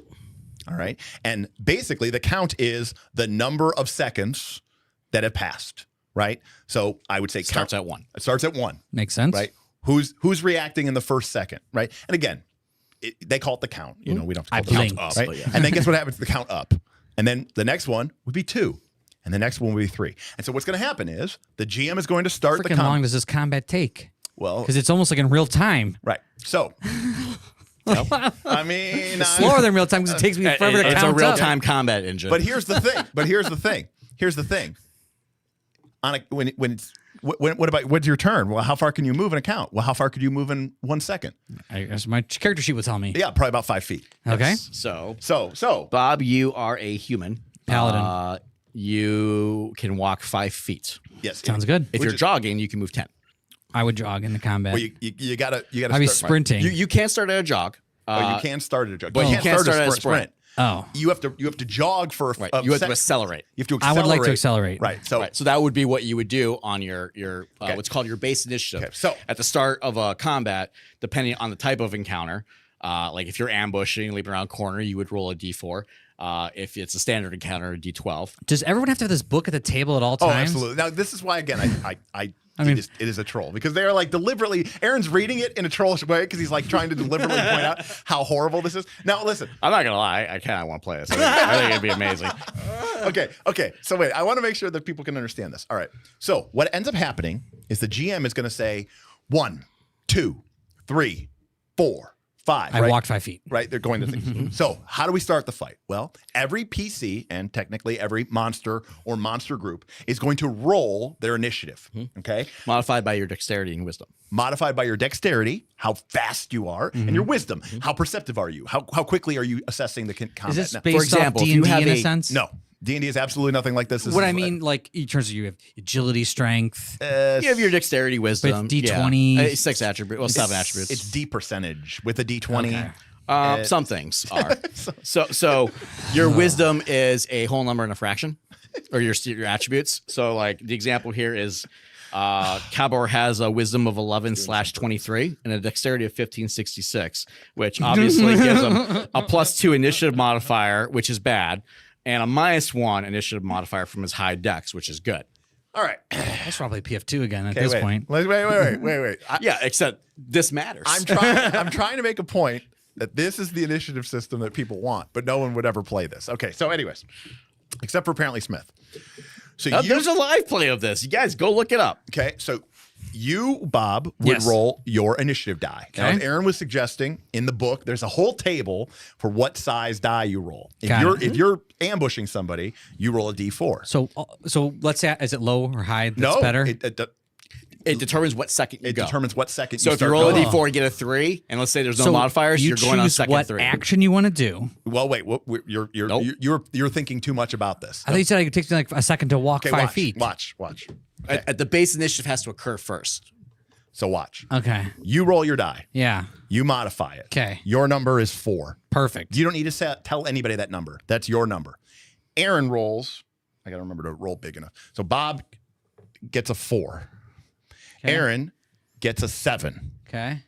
And Derek gets a 6. Okay. So and these are the only 3 people in our fight. Yes. So I'm the GM, and I would say, okay, the fight begins. All right, we're gonna start the count up. 1, 2, 3, 4. All right, move. So Bob, you can move as per this thing. You can jog 10 feet. Yes. So you can move 10 feet. Move 10 feet. So now you can move 10 feet. Go for it, Bob. How diagonals work in this game? Let's Just fucking do it. Just fucking do it. All right. So that was 4. Now 5. You get to go again. I do? Yeah. Why? Because now you've activated. Oh, so now I go every second? The base initiative is just before you start. That's just That's when just you to start. determine like how long it took me to process. You got it. Yes. Okay. Yes. So okay. Aaron and I are still sitting here. We're like, oh shit, a fight broke out. Yeah, We're still you're like just looking like, around, getting our Right. stuff up. Okay. Exactly. You had the high initiative. You had the good dexterity. You had the good wisdom. You got to go first. So now we're at count 5. Aaron and I still don't get to take movements. Right. You get to take a movement. So I move 10 more feet. All right. So you move 10 more feet. Okay. Now it's initiative 6. Aaron still doesn't get to go. But No. now you and I both can go. Okay. Okay. So Who goes first? So Great question. I've been spending like 2 hours trying to figure this out. I had to resort to some of the examples of play. And the examples of play, when they have the same turn, the game master goes first. There you go. So, Okay. But you're the I'm game master? Okay, so you go first. Yeah. So in this case, I would go first. Okay. Okay. So what I'm going to do is I'm going to go back to the shot. Okay. So Bob, I'm going to move to here. Beautiful. I like to point out, this is what Derek was describing before about how you don't charge the orc, you guys charge each other. Right. Yeah. See, because I'm moving forward, right, and then you're moving forward on the same second. Now, Yeah, something yeah. here happens. Okay. When you get within reach, which is 5 feet plus the reach of your weapon, Okay. you are now considered engaged. We are engaged. Right. And when you are engaged, you both exchange melee blows. Oh, so just by activating in the engagement area, Yes. this just happens automatically, and then I still get a turn? Well, you'll see. There's no turn. There's no turn. Well, sorry, you moved. Yeah. I didn't do anything yet. Correct. But you moved into melee zone. I did not move into. I moved 10 feet. Okay. Right. And then you moved. Okay, so 5 what feet. happens So if now what happens if you moved into my Yep. melee zone? we would both attack? Yes. but Now, then your I weapons- haven't used my one second. That's not how it works. So I lost a thing No, then. you didn't, because you're both going to attack. But he moved and attacked in 1 second, and I only got to attack. Correct. But we're engaged now. You're engaged. Yeah, but why don't I still get to do something during my? Like what? What I don't know. What were you going to do? Run away? Oh, I don't know. I'm just asking a You question. could still move. Yeah. It's just I would get to attack you as you flee. Yeah. I'm just asking if I get it. If You I don't get something have- during You're, my you're second. thinking like actions, dude. I know that I'm supposed to do something on second 6. Right. And I didn't get to because he moved, and now we're attacking as like a separate thing that's happening over here. Correct. So, So nothing happened in my turn 6. but you Second didn't have a six. turn 6. You didn't My have turn second 6. 6. Right.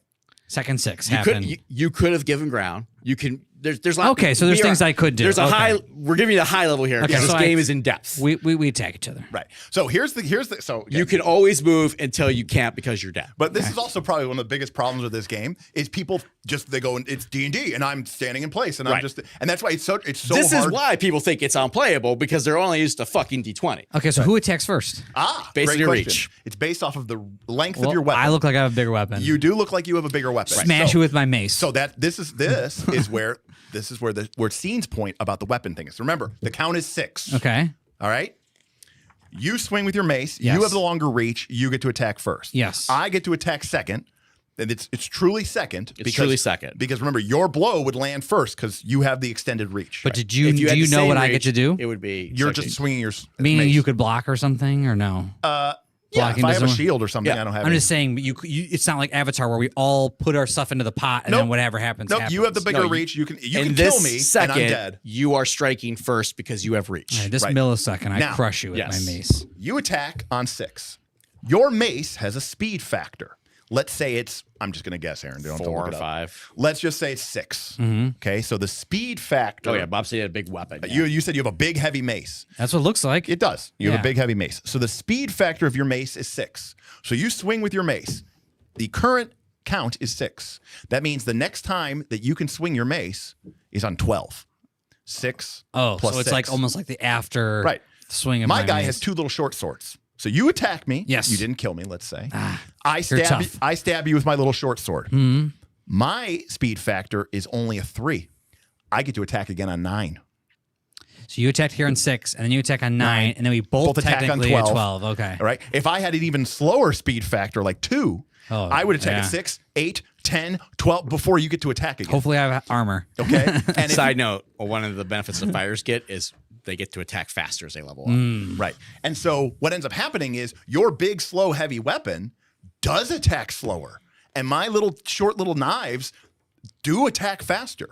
The initiative is really This just feels very war. This is like Warhammer. Like we're playing a big tactical board game. Yeah, I mean that's actually what I told Derek the other night. I was like, it feels like more like gamey. Yeah, it feels very Warhammer. Like I'd be like, oh, I'm gonna use my ability. But and what oh, ends your up- ability, my But ability. what also ends up happening, which we kind of decided on this, is like, because let's say we're on opposite sides of the battlefield, it's not a situation where it's like, well, I'm going to take my full turn and move run around. 60. Yeah, it's like you move a little, I move a little. You start trying to outflank me. Yeah. Right. You're like, I'm going to move this way. I go, okay, I'm going to move that way, and then you're like, I'm going It's to almost move like back. like a chess game. And it's like, well, it's like like a football game where people are running down the field and rounding up the field. Yep. And yes, ultimately, you literally can't move simultaneously. But by breaking it down into these super small increments, and they're really fast, so you get a ton of turns. Because in theory, you could be moving your mini every second. Right. Once your turn starts. To be clear, while you're waiting for call it your weapon cooldown, you're not like frozen.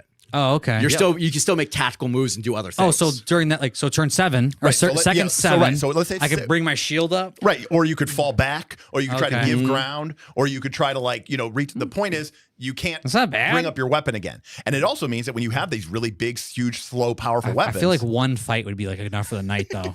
Yeah, probably. Like one big, like not a little fight, like a one big fight. Be like, okay, let's again, just relax for the rest of the for night. years go I shopping in struggled town. with this until I saw people play it, and then I was like, okay, that wasn't that bad actually. Like it got manageable because it's not like the first few seconds are a little pixel bitchy, and then it kind of It's not bad. well, you know what this does? We I did have- really we- like. We did have a tip. Okay, We did it's have hard to see because the chat had to go away for a minute, We guys. did have a One- tip from Anonymous. It says, "Why is this so entertaining?" Thank you for the fun. One thing I legit like about this, no troll, is it does keep everyone engaged. When you break it down that small, Yeah. you have to be engaged because your turn is my turn, your turn. Because at second 7, all of us are going every second. Right.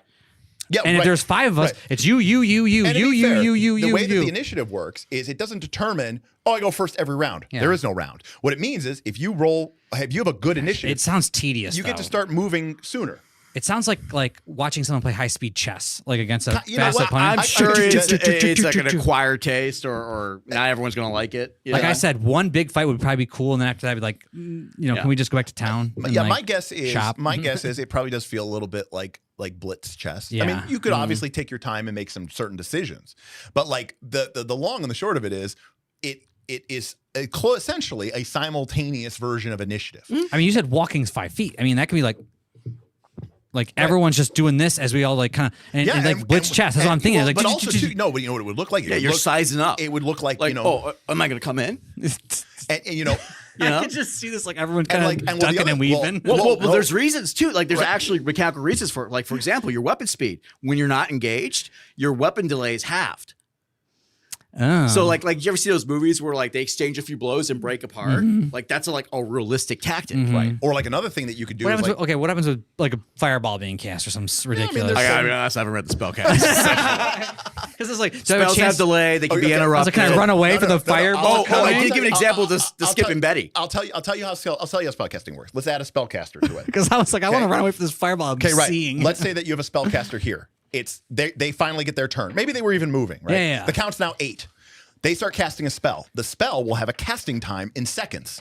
They can't like move around or anything like that because they're, gesticulating, Like and casting their spell. concentrating. But everybody knows this person's casting a spell. All right. And then Then you start going, can I get over there in time to That's fuck right. them up? We gotta talk about this one. and the spell will go off on count 15 Yeah. or count 14. And so like characters are going to, try to maybe interrupt them. And if you take any damage between when you started casting and when you finish casting, that could disrupt But then you the spell. probably hypothetically get to pick the spot after you complete your cast. Right. I And assume. the other thing, by the way, that this does is let's say that, let's say Bob, you're the bad guy over here. This is you, Bob, the bad guy. Bob's And this the is bad my guy. spellcaster who's going to cast a horrific spell on you. good guy. And this is like my fighter guardian, right? Who's defending me while I cast a spell. Yeah, you can't just If walk this around is them. D20 or Pathfinder 2, you go stride, The Wraith. move to the flank, and I kill you. And this fighter, your guardian is like, what the hell, man? But in Hackmaster, you would be like, I'm gonna just move around the side of him and kill this wizard. You move here, and then this fighter goes, what up? And then you go, wait here, and then you goes, what up? And then now you're engaged, and you Yeah. can't move anymore. Yeah. Right? And, No, it makes sense. and so like you meet, in the middle, which is where you would meet, and you can't just stand there and walk around these party members who are marching in place. I feel like it feels tedious, but I would. I'm sure it's incredibly I would try it tedious. one night just to have a little I like definitely one combat. wanna try it. No just to see drinking. it. No drinking that night. Oh, so then I don't want to play it anymore. I think the way I can handle stuff I was drinking. Maybe we want to take the edge off. we can't see it because these lights are too bright and the paper's glossy. But there's this fireball. It's called a No one's gonna see this. skipping Betty fire. I'm going to show Bob this. Okay. So I'll try to describe this for the audience. It's a fireball that literally bounces and hits multiple, Like a cannonball. like a cannonball. That like every time it lands, it explodes. Right. Feels very video gamey. So, but here's the thing: it only works in a game like this because the fireball's cast and it lands and it explodes and then it bounces. And while it's bouncing, it takes time. It tells you in here it takes like 2 seconds per arc. Right, so- you can literally Move out the way. dodge the fireball while it's arcing down to explode. Correct. So like That seems very Heroes of the Storm. Like Sure, yeah, because there's that sure. one It's giant guy that it's a throws that, skill that right. blob the big thing. skill like you Yeah. see Like, like I better move. You see Asmodan, he's about to dunk on you, the little dark area, and you're like, Yep. I better move. and you go, oh shit, I gotta move. Disengage, flee from the range of the I fireball. mean, we have so many people in the Discord talk about like raid mechanics and Pathfinder, right? Well, I mean, yeah, you could literally have a telegraph of explosion. Yeah, in 4 seconds, this is going to blow up. And because you're not doing this cyclical turn, like, because that's why raid mechanics don't work in D20 because, well, you may not get a turn to do that. Now you can be like, yeah, you got 4 seconds. You can get out of the way. Look, I think I would try it. I think I'd try like the combat. Right. And then I'd be like, I don't know if I ever want to do that again. But see, that's my point. My point is that system does what people want initiative to do. Right. But nobody wants to do that. Correct. So if you're gonna do initiative, why not just do it in a way that gives you the easiest, simplest, most Right. effective implementation? It doesn't matter. Fastest and most thematic. Yeah. Well, and the other thing about it is, pick your lane. Is it random or is it tactical? If it's random, great. It's quick, it's easy, it's unpredictable. The whole game is. But that's what it is. But if it's tactical and you're letting people choose their initiative and set up these cool Then plans form up. and do maybe some analysis paralysis or like Fabio Ultima, you don't necessarily have to do it like with Smith. You're fine with people having that conversation. Who wants to go first? Yeah, whatever's good for your group. I like a little war gamey. and that's fine too. But then don't be like, it's random. But then if you guys want, you can just change your initiative order to whatever That's you just want. wasting time. That's just even if it only wasted a quarter of a second, I still think it's fundamentally flawed. And I just don't so the moral of the story is, when 5th edition came out, I shit on it because, well, amongst other reasons, because it didn't have delay. And now I'm kind of like, yeah, I get it. That's brilliant. Now you're Because curmudgeon-y old guy. rolling initiative and getting a random order only to completely fix the order into whatever order I want to do is the dumbest thing ever. I said it's the equivalent if there was something in the book that said, if you're critically hit, roll on this random chart of injuries. and you roll on the random chart and says, after you've rolled on the random chart of injury, look at what your injury is. And if you don't like that injury, pick whichever injury you want. Whatever suits you. roll for this magical item. When you roll it, see what item it is. If you don't like it, pick whichever one you want. So why am I rolling? And for some odd reason, some people are like, I need that. I need the roll. I need the baseline. I like the baseline roll.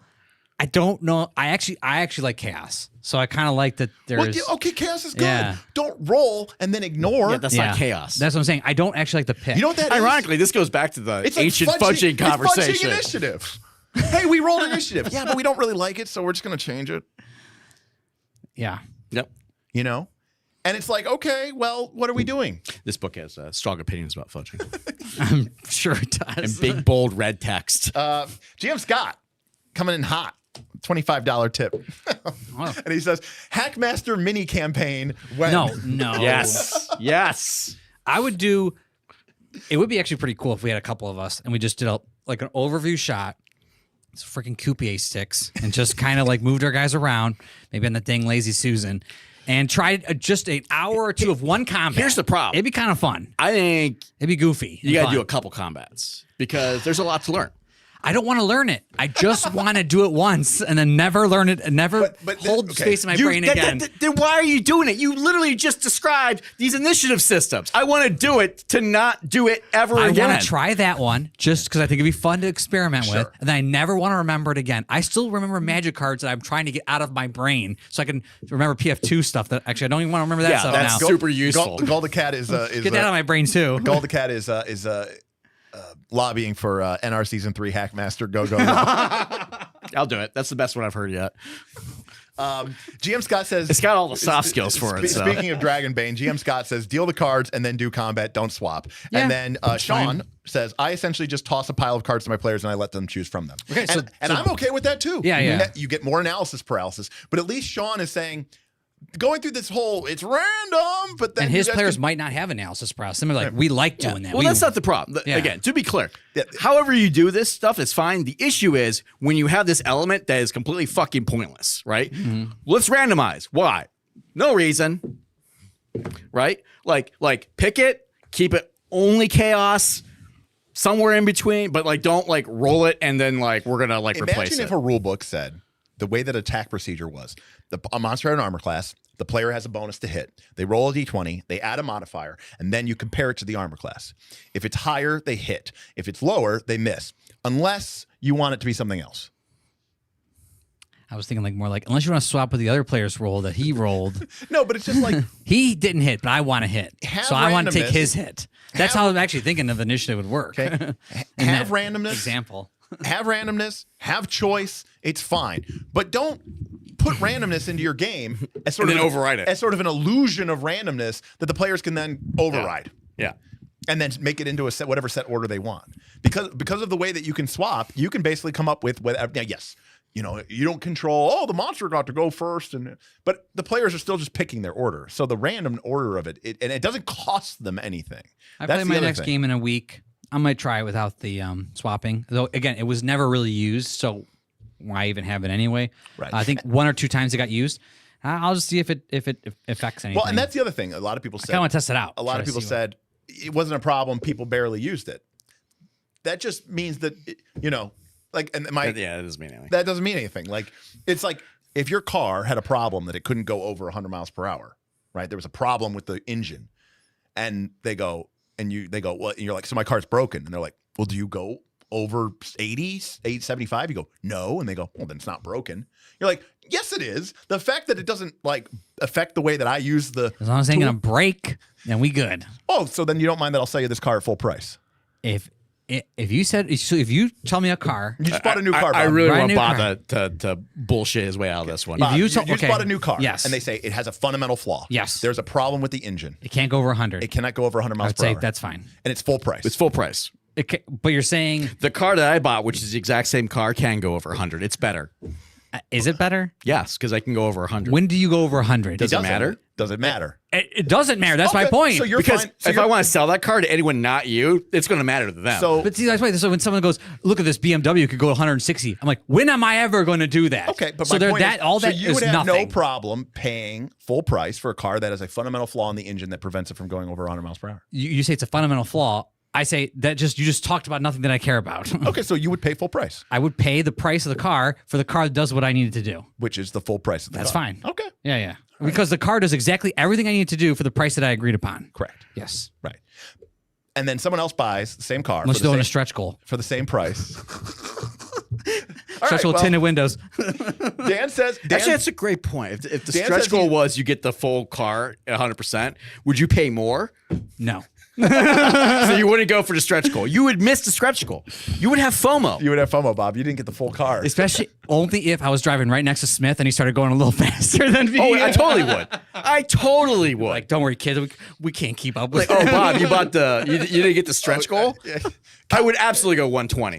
Kyle, who does racing, says unless you're taking it to a track, it doesn't mean shit because you're never going to touch it. Right, but okay. So But your example? No. I'm writing my example. I'll give you I'll give you a horrific example. One of your children needs to be rushed to the hospital immediately, Yes. and you get in your car and you're like, I need to get to the hospital ASAP. This actually happened and with you my have to buddy. and you have to get downtown because the local hospital won't He was do it. going 80 on the freeway. Okay, and you go, I'm gonna floor it, and then your car can't get above 100, and you know what? Sadly, you don't. My get buddy there was in time. going You 80 don't get there in plus, time. following the ambulance on their All way to because you Rainbows. chose a broken car, but we're Because fine it with doesn't matter. Because it doesn't matter. The other They don't thing- pay full Good job, price. Bob. Problem also you with- just killed your child. Here's the other thing with the cars doesn't, you're like, yeah, it goes to 100 until it doesn't, and then you find out that it doesn't. So cars are flawed in general.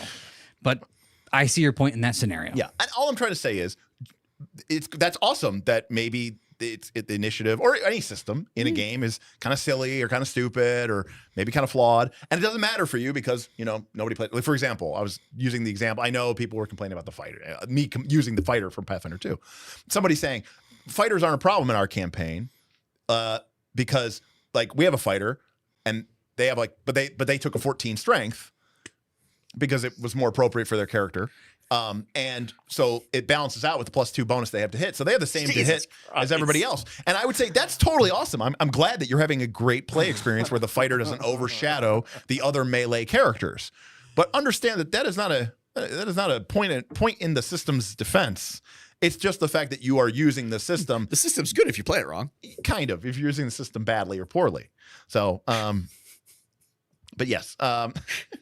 You have to help us with the chat because it's so hard to read it so far up there. Golda Cat says, I can't believe Bob just murdered his kid with the Dragonbane initiative. Oh my gosh. Then he also said that my argument is a straw man and false equivalency. No, I'm simply saying that the initiative system thinks has a problem. But I can't believe this is an actual argument. I mean, it makes complete fucking sense. Why go through this process if it doesn't matter? Right. They Like, argue that- who's actually debating this? Is this for real? They think it has a purpose of doing it random and then putting it in whatever order you want. That makes no sense. I don't understand the point either. No one was able to disagree with what you just said there. I don't think they think. This is hard to say. I was like, we got a tip coming in. Okay. Jim Scott says, I still say that if Bob played the fighter and Kaz played the ranger, you'd think the ranger was broken.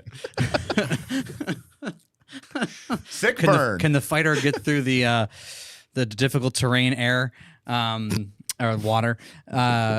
Anyway, what I think was happening was that they were saying what you said earlier. They haven't seen an issue with it, so there is no issue with the initiative system. Not that if you pull yourself back, that there is not a fundamental issue with the idea of it's random, but then it's organized. That when we've played it in practice, it doesn't seem to be a problem because it's used so sparingly. I think if you play it enough times, you'll start to realize, especially if your players are smart. Like right now, I'm in session 3. This isn't that complicated scenario. It's I basic agree. logic. But I we think that's what the randomize argument everything was. and then we set the order. I agree, but what Derek was saying was that they were arguing with him I think in the wrong respect. They were saying, I think, that we haven't seen a problem, so I'm not going to start changing things and doing stuff until it becomes a problem. My point being that I played 3 and it's not a problem, so I really haven't even thought about changing it yet. But I could see in session 10, everyone's like, all we're doing is swapping because it makes total sense. And then I'm going, okay, that actually is an issue now. We probably should get rid of that. So the argument, just so I understand, is we're going to ignore the logic, which is 2 statements. So not very complex, very simple. until we personally experience that logic and play enough times to go, can't wait, speak to that. I figured out the logic. I think that was the argument that I was seeing in the Discord was, look, there's no issue right now. It seems to be fine, and everyone just kind of there is an it. issue. The issue is the logic is flawed. Right. I don't disagree with what you're saying. Yeah, and also, I want to be very clear because Grim Prism said something which is completely false. Oh. I can't believe that they are complaining that the optional rule breaks the system, so the system is broken. Nope, never said that once. I think the system. In fact, I said the only thing that I disliked about reading from the entire rule set was the optional rule, which I said, shout out to Free League. I said that several times for making it optional because they're like, this isn't even the optional rule. All I'm simply saying is, it is a rule. And it doesn't break the system. It's just pointless. And I don't think it breaks anything. Yeah. I do not. In fact, you know what? You could have it be like the players can go in whatever order they want, and they could set the monsters order to whatever they want. That's fine. The game doesn't have a CR system. How can it be broken? It can't be. I'm not arguing that it breaks the system or that the system is not worth playing. He was just saying it seems pointless. It is pointless. It's pointless. It doesn't seem pointless. It is pointless. So what Derek is saying is the optional rule is pointless. The optional rule should be. Well, sorry, the base rule is fine the way it is. Sure, yeah. Random, it's mayhem. random and chaos It's and mirth mayhem. and mayhem. The option rule should be you can choose your initiative, which is what Sean said. Sean Which said is what that's Sean is doing. He does with his team. So his option rule is Sean that. is smart again. And Mike Trevisano or whatever coming through. Mike Tabusco. Assistant principal. Tabuno. Mike Tabuno. GM Scott says he just doesn't do that. He doesn't do the option rule, which is kind of what. Which is totally fine. Both of those people very smart. I kind of like the way Free League does it, where there's like a price to pay to delay. You mean Forbidden Land? Sorry, for Free League's Forbidden Lands. Sorry, I kind of wish that was a little bit in the DB, but they're trying to simplify everything. Well, the and problem with Dragonbane is Dragonbane, you get one action, so you don't have as much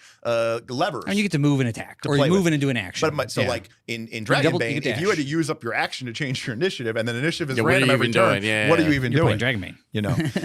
I know, so that's why it can't be an action. Correct. Whereas whatever it's called, taunting or not taunting. Fainting is a fast action. Oh, maneuver. Yeah. Which one option is fainting? So like I kind of want to test out. I have a game for Monday. I actually think I might test out just no swapping and see if it affects anything, because I don't want. Bob, you can test out both. Try no swap and try set your initiative. I actually don't want to set your initiative in a Dragonbane game because I want it to be fast. Go chaos. You know what? I like full chaos. I would even give somebody this option, and they're like, but I like to have the ultimate. They're like, system best. Someone goes. Because remember, it's all happening simultaneously. If they want to wait, include wait. Here's what I would say. You go first. And you're like, I want to wait and delay and size up the opportunity. And I go, great. You're not going this round. But next round, you can pick whatever card you want first. It's not bad. And then we'll deal out the random ones. And you skip your turn. You're skipping your turn because you're waiting to see what happens. Right. Which is interesting because they have mechanics in there like the fighter has a willpower mechanic where it can spend willpower to keep its initiative card.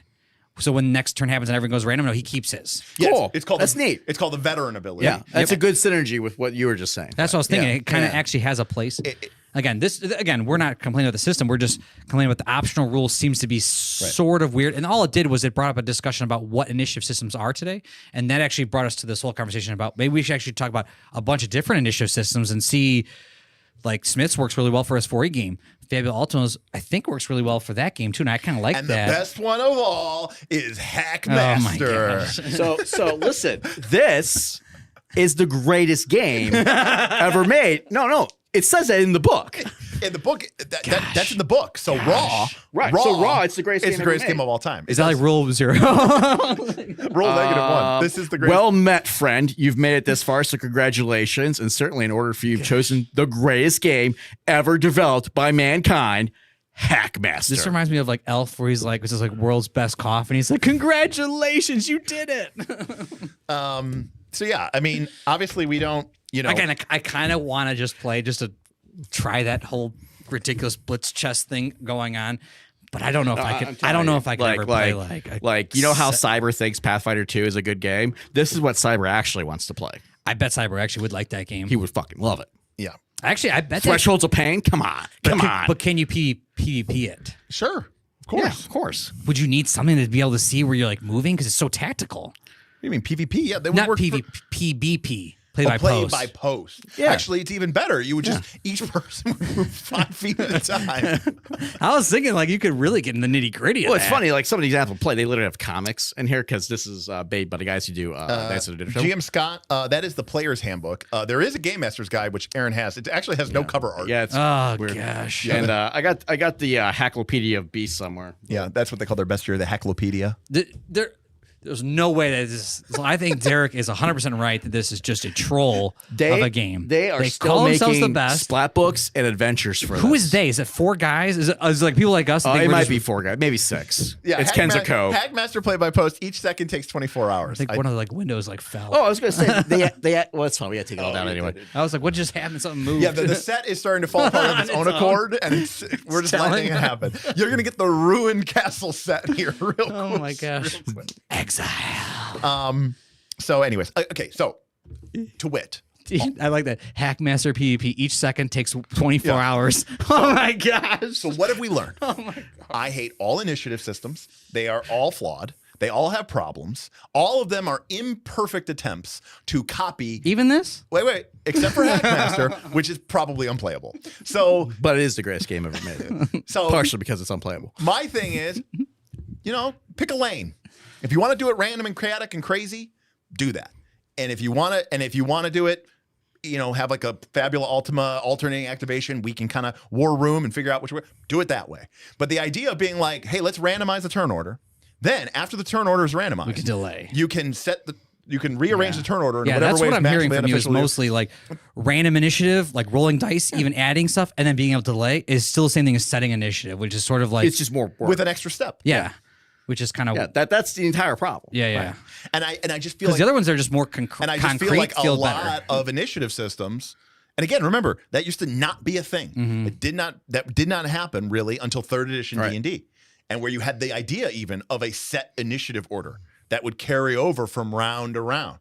This idea of roll your initiative once in 1st edition. And if you're going to have that, then let your players decide how are we setting up, because that's really what you're deciding when you delay. right, or you could have it where you just roll randomly initiative. Yeah, and that's it. and No then that's delay. it. Well, that's what I'm saying. If you're not going to do that, if you're going to have a delay type system, then You have might one as or the well other. Yeah. take that away and go, Smith. I think we should have you go first, and then I'm going to come in second, and then we're talking actually a war roomy type Gold thing. Cat says, but what if you want to do it chaotic, but feel like you're making tactical decisions? So I think that there's something to be said about that. I think you could do random initiative, but then, as I said, if you wanted to gotta do have some something kind of like cost or delay or cost, it has to have some sort It of has to cost. have the cost. Delay has never had a cost. Wait doesn't have a cost, and that's the problem, because now you're gaining a tactical advantage for free. So why wouldn't you gain that tactical advantage? And I get it. Some players don't care about tactical advantage. Some people play Pathfinder 2nd edition and they never flank. They never buy magic runes. That must mean flanking's not for a their problem in weapons, that game. right? And that's fine. They can play the game that way. But it's like, okay, well, then there's not going to be a lot of problems for your game. Yeah. And again, it's just. I mean, yeah, we're obviously And then really Gold- pushing in the nitty Like gritty. saying like this isn't a problem in my game is the equivalent of like, well, the GM can just fix it. you sure? Like, okay, why are we having this conversation? Yeah, this conversation is not meant for you. Yeah. Because if your game's like perfectly fine and with the way that you're doing things, then Right. this is actually a conversation of like something seems to be off in my game. I don't really know what's going on. Initiative, maybe I can fix that problem. Well, in general, this is me, making a plea to say stop doing initiative the way you've been doing it. Yeah. Regardless of what system you are playing. Sure. Again, I think people need to take it like I like Smith's approach was maybe not what you decided, but the idea of how you decided it Right. was to pull yourself back and explain why do I want it here and how do I explain it to each of my players so that everyone agrees how we do this thing that makes the most most sense for the game that we are going to play. And that's the Yes. key. It's a tool. Initiative is Yes. a tool like everything else. You have that conversation with each game, with each group of players. And if you do that, then you actually aren't like going, well, we're just going to use 30s edition or whatever. You go, no, we came up with something together that actually makes total sense. We have a set-based initiative that we're going to do back and forth, and it makes perfect sense for how we're doing it. And it's fast and amazing. It's almost like a Everyone loves session zero manage expectations. How are we handling the initiative? Yep. right.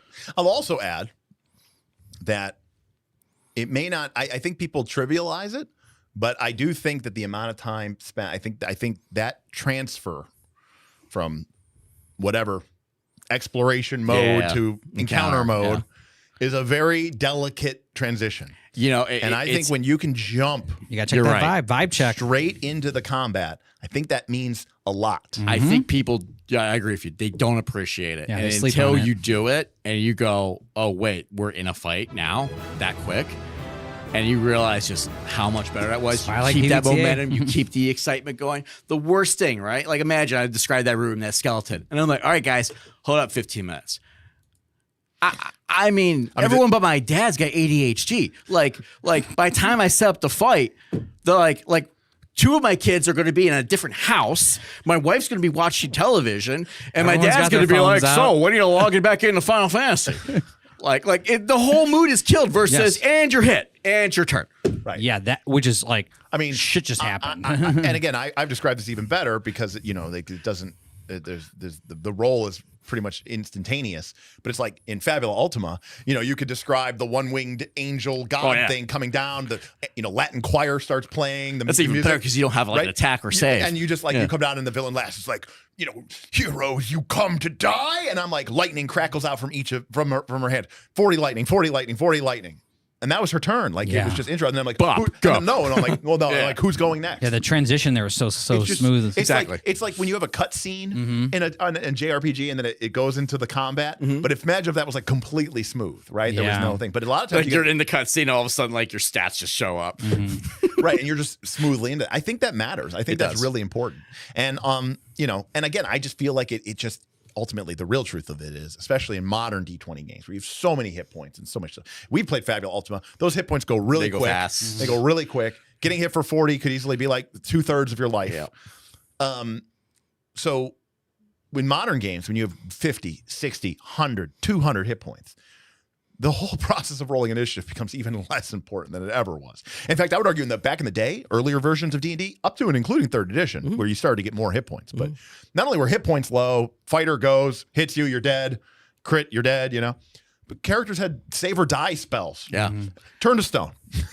No, I failed. Oh, I'm stone. So going first it kind of felt more like an Old West duel. Yeah. Where it's super important. Well, super important. I mean, it's just not this as was the thing important in 3rd anymore. edition. They used to call it Rocket Tag. Right. So at a higher level, it was back to who won initiative. Okay, they won the fight. Right, because they had instant kill spells. You had instant kill spells. Whoever got the higher initiative was going to fire off that salvo first. By the way, we did have a tip from our good friend Henry. He said the logical solution is clearly seating order. Start with the GM and go clockwise every time. I like Actually, that. that is an initiative that indie games use. You know what we call? Oh, really? You know what we call that? The way that all of you play board games. That is 100% a board game initiative. Of course it is. Who's the youngest? All right, Yeah, clockwise from them. The game says whoever's youngest starts, or whoever owned the game, or whoever the last person to win the board game. A lot of board games say that nowadays. They don't even have a random roll. Vikings Gone Wild says whoever drank the last. There you go. Whoever See, drank a beer the last. Yeah, so a lot of games nowadays just they don't have a random roll. You just pick someone to go first, Right. and then what do you do? Do you Because go, they were like, what are we doing here? do you play a board game and go? Well, it's okay, just so easy. Well, you go after that person every time. Yeah. I always know that. And again, I don't know if I like and that. then like but it's just Smith, interesting. Smith during a session, not during a combat, but between combats, you can just swap where you're sitting. Oh, and shoot. change it up so that you're Now like you're second. you're like this is too much pressure. I got to move down. Yeah. Bob, I want to take a break. Swap with me. So trade I out. want that sandwich. Yeah, I've never played a role playing game like that. I mean, But you played every board game like that. I've played every board game like that. Pretty much, at least. Yeah, and so I mean, the thing is, when we play board games, nobody goes, "Oh, this is so horrible and Well, that's 'cause unrealistic." you're playing a board game. No, you go, "This is a convenient way of reflecting the fact that we all want to take a turn." Right. RPGs are the same way, because initiative. Your idea that the initiative people are so they have the wrong idea of this idea of like I'm going, then they're going, then they're going. No, they don't. No, we're all going. We're all going at the same time. The fact that we go in that structured order is just because, like a board game, we can't all take our turn at the same time. Unless we sort of can. Unless we sort of can, and that's unplayable. So, Well, we just have to prove them wrong by actually playing it one time. like, I think it's playable. Look. You know what? I think it's the issue. I'm going to say this. This is going to be a challenge to you, Derek. okay, I think the issue, and I'm saying this as someone who plays a lot of D20, with adapting to this combat system is the same as D20 people adapting to PBTA. sure. Because I can see it. It seems so alien foreign to us because, in our case, for 30 fucking years, it's roll a die and go around the table, right? And now we have something that's like, because here's the thing, right? Whether you're rolling, throwing out a deck of cards, or agreeing to the initiative, or popcorning, it's the same fucking thing at the end of the day, right? Like for all those processes, it's what is the turn order, right? And that's it, right? Yeah. It's just a different way of setting the turn order, right? This is like, there is no turn order. Like, you're going constantly, and that's just foreign to us. It's alien, right? Because even you're like your brain couldn't. I know. You're like, I really think you're like, but what about my action, Bob? There is no turn. You don't Look, get a here's turn. what you do. Next stream, Derek, have a tip goal for us to do a combat of Hackmaster on one of these dang nights. And when Kaz is back and we got the group of people, we can all just sit there and play it and try it. I do. There is a couple sticks. It'd be wild. There is a couple of things here. Grim Prism says, again, if everyone's an adult, you take adult drinks. Fastest goes first, slowest is last, and takes a second drink. Grim Prism, that's fine. That is a fantastic idea for Dragonbane in particular. Yes, it is. Yes, it is. Everybody can start drinking, and whoever finishes first, you got to take your turn. Unfortunately, if you want to go last to get that advantage, you got to keep Have you ever drinking. played Drunk Mario Kart? No, I hate Mario. No, I like Mario Kart. You like Mario Kart. You hate I Mario hate Party. Mario Party. So Drunk Mario Kart is everyone. You know why you hate Mario Party? Because I'm not drunk. Yeah, I should. No, not because you're drunk. Because Because it's it's random. pointless. Because Yeah. you play the entire game, So- and then they go, "Hey, you came in I last know. place in every single game. You can turn that off. You have a star. You can turn that off. You left. You landed on the most random spaces that I didn't tell you at the beginning of the game were going to be important at all. You get a star. You can turn that off. Hey, You Derek, played perfectly. You played perfectly. You won lost. every minigame. You lose. Anyway, Fuck Mario Party. Drunk Mario. Fuck No, Mario Party is It's like the all best right, game. This is who won. But if you don't like who won, change who won. Damn it. Actually, I love Mario Party. No. Mario Party's worse. Mario Party's worse. Mario Party is Mario Party would be the opposite of this. Mario Party would be, okay, guys, everybody choose your initiative. Discuss amongst yourselves what order is the best. After we've got it set, we're going to randomly Oh, shit, you're right. and determine where we're going to go. It is worse. That is what Mario Party is. To Drunk Mario All right, Kart, we found a worse initiative system. Perfect. everyone has a beer. We need to play That that. is the worst initiative Because it's system the of all same time. argument. It is the It's the same- same it's the argument. same It's in reverse. Like, be like, all right, guys, choose your initiative, and then go, okay, guys, roll your initiative. Hand out all the cards. Let everybody strategize. They all pick them, and you're like, okay, does everybody have their initiative? Great. Put them in the center of the pile, shuffle them up, and then deal them out. That's randomly. perfect. That is the same thing. Okay. we could have I'm saved gonna fucking 3 explain hours. this. Hopefully, with Mario Kart one time because it's actually really fun. Okay, Drunk fine. Mario Kart. Okay. To their point is everyone gets a can of beer, and just 3, 2, 1, go. You can start racing, or you can start drinking. But you cannot drive while you're drinking. Okay. Because that's illegal. Well, yes, but you could chug your beer and then start racing, or you could sip or whatever. Or So, you could like, do you have to like win the race and then chug your beer? you technically, if you finished first, you're not haven't done finished until your beer is haven't done. finished your beer. Yeah, yeah. So you got to do both. Yeah. So it's kind of funny when you're talking about like drink your beer fast. It's like, well, yeah, if I can drink my beer the fastest, I actually start the race in front. Can you drink first. your beer if you like go off the track in that 3 Oh, I seconds don't of the remember how cloud that guy one has- dropping you off? I don't remember how that one's works. Strategically throwing yourself off the race. Right. Just so you so get you a few sip. drinks. Man, that feel like a big delay. Is But I that- assume is- so. Is that like a pro move? I think actually I think it's a. You got legit to modify move. the rule set. I don't know, like, Kyle says house drunk- rule. Kyle apparently knows this game. Yeah, He Drunk says- Mario Kart's he says super Drunk Mario legit. Kart can be fun, but it's chaos trying to actually track. Yeah, it's awesome. So real quick, Henry did say, he's like, Derek picked up where I'm going with. The RPGs are ultimately still board games, which is more step. I really like Grimm's tactics of just drinking. And then GM Scott was talking about the board games that are, again, you go around in a circle, and he said, except for Eclipse or Five Tribes or Kalis. And Kalis is a sweet game because, yes, in Kalis, you choose what actions you're going to do, and then the provost, or is it the bailiff, whatever, the provost or the bailiff moves around the track, and you just take the actions in order, and everybody gets, and that's kind of almost like a phased initiative cycle where it's like you choose that I thing. was thinking like Descent is a board game that lets you choose your initiative order, but you go and the monster goes. Or sorry, you go and the overlord goes. Yeah, I mean, the Descent is the same concept where, but it's instead It's of like alternating side activation, activation. it's side activation. Correct. And Yeah. but it's a board game that Right. does that Right. version of But initiative. it's like you get to pick the order in which your monsters go, any order you want, and then the players get to choose the order in which their players go. But again, there's no randomness. correct. To There's that. no randomness. Nope. So yeah, but Kyle says it's racing. Of course, I freaking know about that. Oh yeah. And I like Jim Scott. If you want to pick your initiative, take a shot. Look, we had a version of Pathfinder Honestly, where that works. You 'cause took a shot there's at least a cost. Well, that was Derek's thing was like, hey, you want a hero point in Pathfinder? Take a shot, and it was like, okay. I mean, we did it for for your birthday bash. Yeah. I started that at level 2 or 3. Right, well, like, the idea coming up soon, 3 months away. The idea was I would give I'm nobody. still recovering. The idea was we were gonna have like this ultimate session. And it was gonna be really tough, but I wasn't gonna give anybody hero points. Right. But at any point during the game, if you did a shot, you could activate the effect of a hero point, re-roll. Except we would also let you. It was normal hero points. Yeah, I think it might have been Derek hero It might have points. been Derek hero points. Either But way. I was gonna say, but if you didn't like that result, you could drink another shot and just keep re-rolling until you get what you wanted. Yeah. My birthday's coming up a couple of months, so we can get in Bob's birthday bash again. V2 coming up. But anyways, yes. So okay, to summarize, we did discover the worst initiative system of all time, Right. Which would be allowing the players to set their order after much discussion and debate, and then asking them either taking the cards if you're using a card system, or asking them to roll dice and then randomizing it after they've chosen it. So that is the worst initiative system of all time. But we don't want any games that actually have that. Right. That is the worst I've ever heard. To be fair, that is the exact same initiative system. The outcome of that is this exact same initiative system as we roll randomly and then we keep our ability. The only thing it is it wasted your time. Right. Which is why the other option, which is roll randomly, then decide what order you go in, is also pointless and also stupid.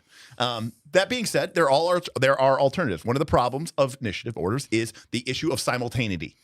Right? These rounds are supposed to be occurring simultaneously or near simultaneously. I think we all understand in D&D, it is weird. It is a problem. In fact, one of the reasons why we have really embraced and enjoy and have added reactions like Intercept from 13th Age into so many games, including Forbidden Lands, or why we get really excited about dodge and block from Dragonbane or from Forbidden Lands, is because it breaks this idea of I am turned off Right. Yeah, I during love my that. turn. I love reactions to dodge and parry. And the idea that my fighter is going to stand still while another character doesn't move 10 feet or 20 feet or 30 feet, but literally moves 60, 70 feet. That is like a fourth of a football field around me to get to the wizard what is he doing? And I'm just standing there. Anybody maybe it's just me, but when I play any D20 game, I go, like when Bob got killed by that wraith. How did that feel when he got killed by that wraith? I was very distraught because I just was like, I'm in the exact position I'm supposed to be in. I'm the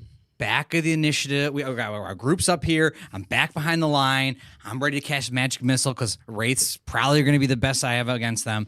And I'm also the glass cannon, and you just went around everybody and killed me at the first thing. I was like, that was terrible. Right. GM Scott. But I kept playing for more sessions. GM Scott had the best suggestion. Bob's birthday, Hackmaster combat. Oh my gosh. But you can do a shot to lower your weapon recharge time. Okay, that's pretty good. So like if your next attack is on count 18, you're like 16, 14, 12. All right, I get to go again. GM Scott, you coming in for my birthday bash? Yeah, buddy, you were always talking about how you're in the area. You're real close. You're not that far. You're a couple hours away. We could have Scott in here. That would be awesome. Scott and Scotch. He said I might drive down for that. That's nice. It'd be fun. But yes, Grim Prism, thank you. Don't forget to like. We are going to start wrapping up, which means it's probably in the next 10, 15 minutes. A couple hours. Or so. No. We wanted to finish a little early, so we'll try to be down here by 9:30. But yes, I'm just saying, think about what your initiative system is trying to do and how it accomplishes that, and Which then is why whether I like Smith's approach. Smith is doing something that loved it. works specifically for his group and specifically his thing. And I wouldn't do that for every group. So. Right. And I just embrace the chaos and the randomness, or let people pick and choose and strategize. I just feel like doing both is kind of silly. My wife just texted me that we should plan my daughter's birthday accordingly because of my birthday bash. Oh, they're very close to one another. She's the day after me. Oh, right. Oh, just do it all together. Well, have your daughter come up and do shots. Meaning Stacy. Meaning we will just do mine on the available weekend. Well, right. We could probably do yours after, maybe. Yeah, before or after. Right. Yeah, just depends. But yes. Anyways, and to be very clear, Invite her. Dragonbane, awesome. I read the rules cover to cover last night. Really had no problem. It's so easy to read too. Very easy. Great read. Like you said, the book. Oh, the book is the perfect size. I like the art. 100 pages.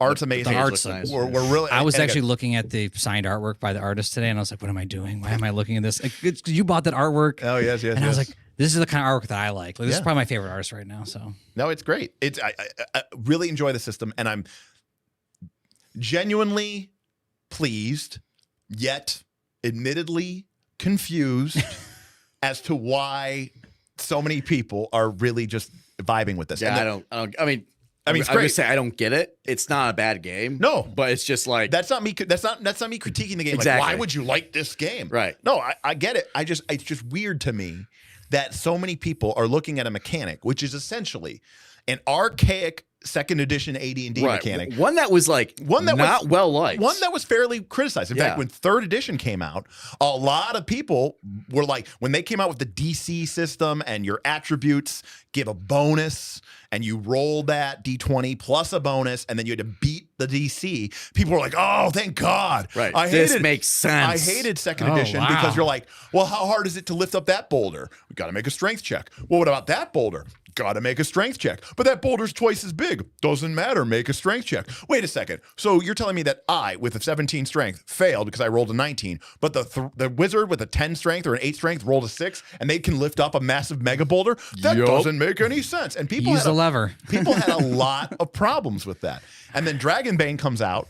And by the way, it's my understanding that like Dragonbane is sort of the modern version of Drakar Ek Dramageddon, which is a Swedish game. I don't know how many changes Free League made because they did say we wanted to, capture the original essence, I think Free League but changed add it a bit. our Free League style to it. But I'm assuming that this game has probably been D20 roll under since the 80s or the 90s. I assume they took a lot of the monster part as Free League. The monster stuff from Free League. So my point is, you're playing an 80s or 90s RPG. Right. That 20 years Probably ago was based off AD&D. 20 years ago, when third edition came out, people lambasted, and it's just so funny how cyclical it is. Yeah, and that we've come, all the way back around. Well, and we talked about this before, right? I think part of the issue is like how many fucking people here have actually played the second edition AD&D. Oh, right? I haven't. So for a lot of people, this is like, holy shit, this is new. You roll under? Well, the other thing that's interesting to me, and again, I understand that this audience, I understand that you watching this video are not the standard RPG fan. Because you would not be watching this video, and Especially you certainly not 3-hour video on you would not initiative. be watching 2.5 hours of initiative comic.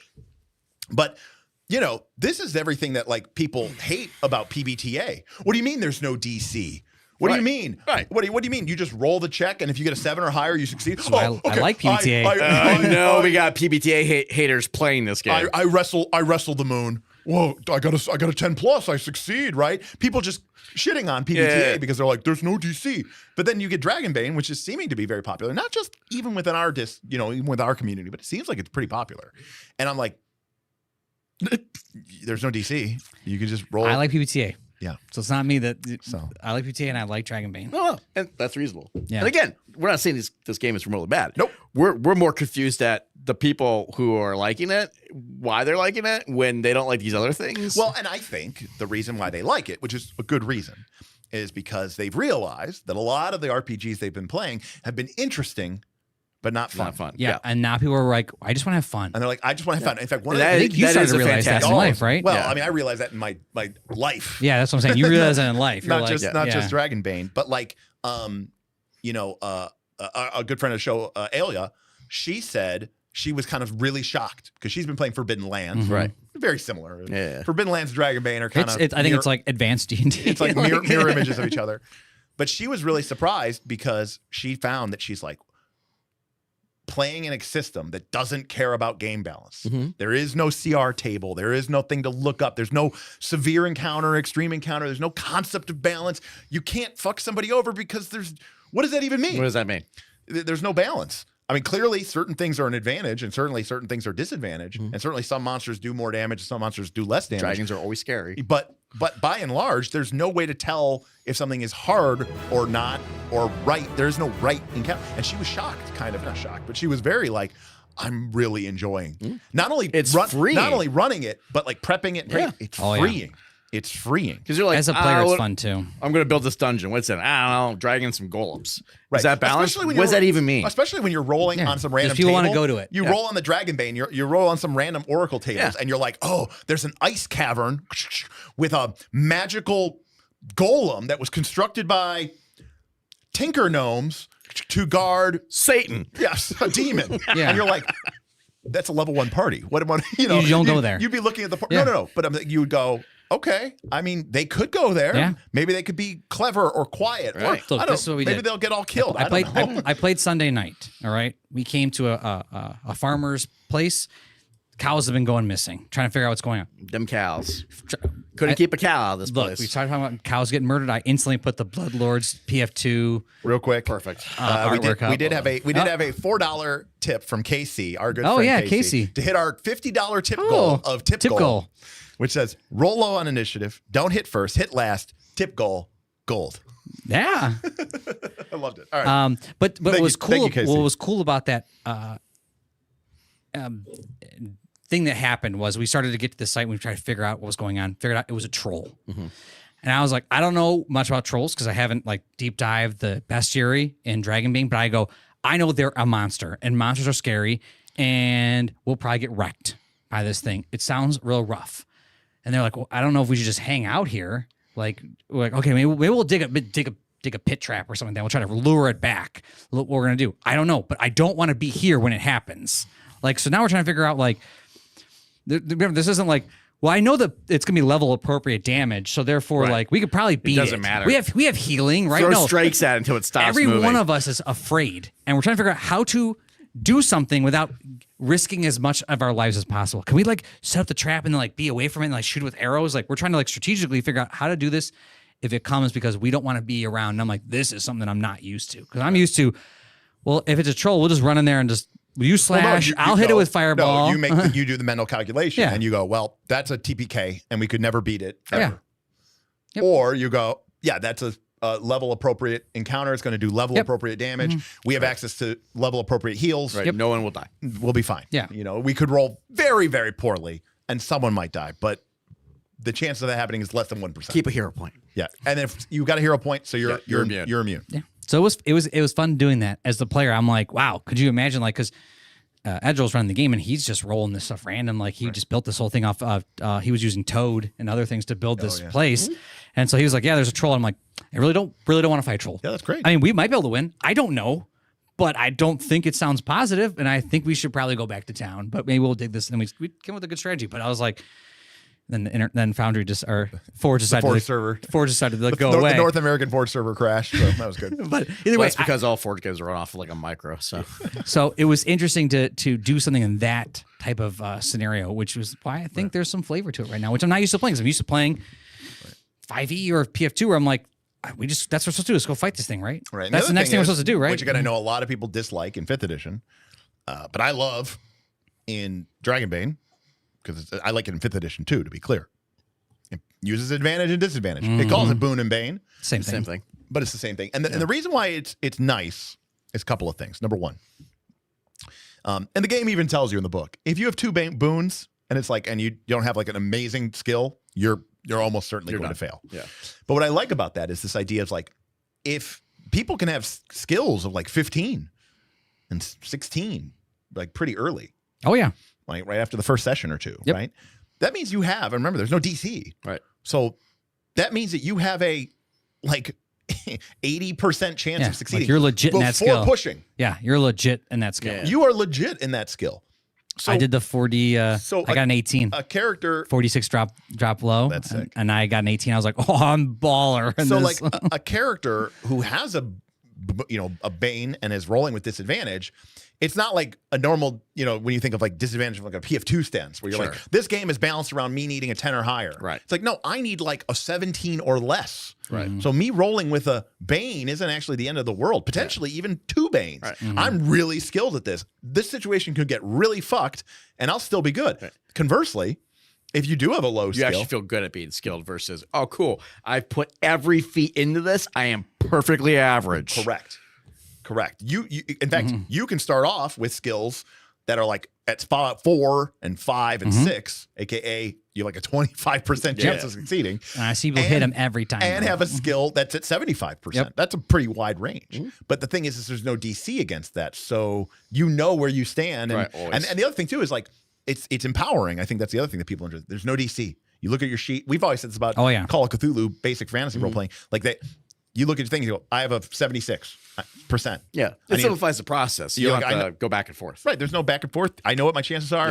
Yeah. The GM might say with a boon, with a bane, the situation could occur. But again, I think that feels, and I also wonder too, how much people really enjoy it. It is an optional rule, but I don't think I've met anyone who doesn't use pushing. Everyone used pushing. And I think that, like, you know me, it's push your luck. Push is amazing. And the way that it works in Dragonbane is amazing. It's awesome. I like it better in Dragonbane than I like it in Forbidden Lands. Only because you have to take a condition. Yeah. Push in Dragonbane, it's the same thing. Yeah. Reroll. Yeah. The only thing is that in Dragonbane, you might take some ability damage. But you could be fine. take a condition. But in Dragonbane, you always take a condition. Yeah, sorry. Forbidden Lands, you might have ability damage. I did notice something. Oh, gosh. Something, it doesn't really matter. But I don't know, you played it wrong initially, but like, whatever. You choose your condition after you push.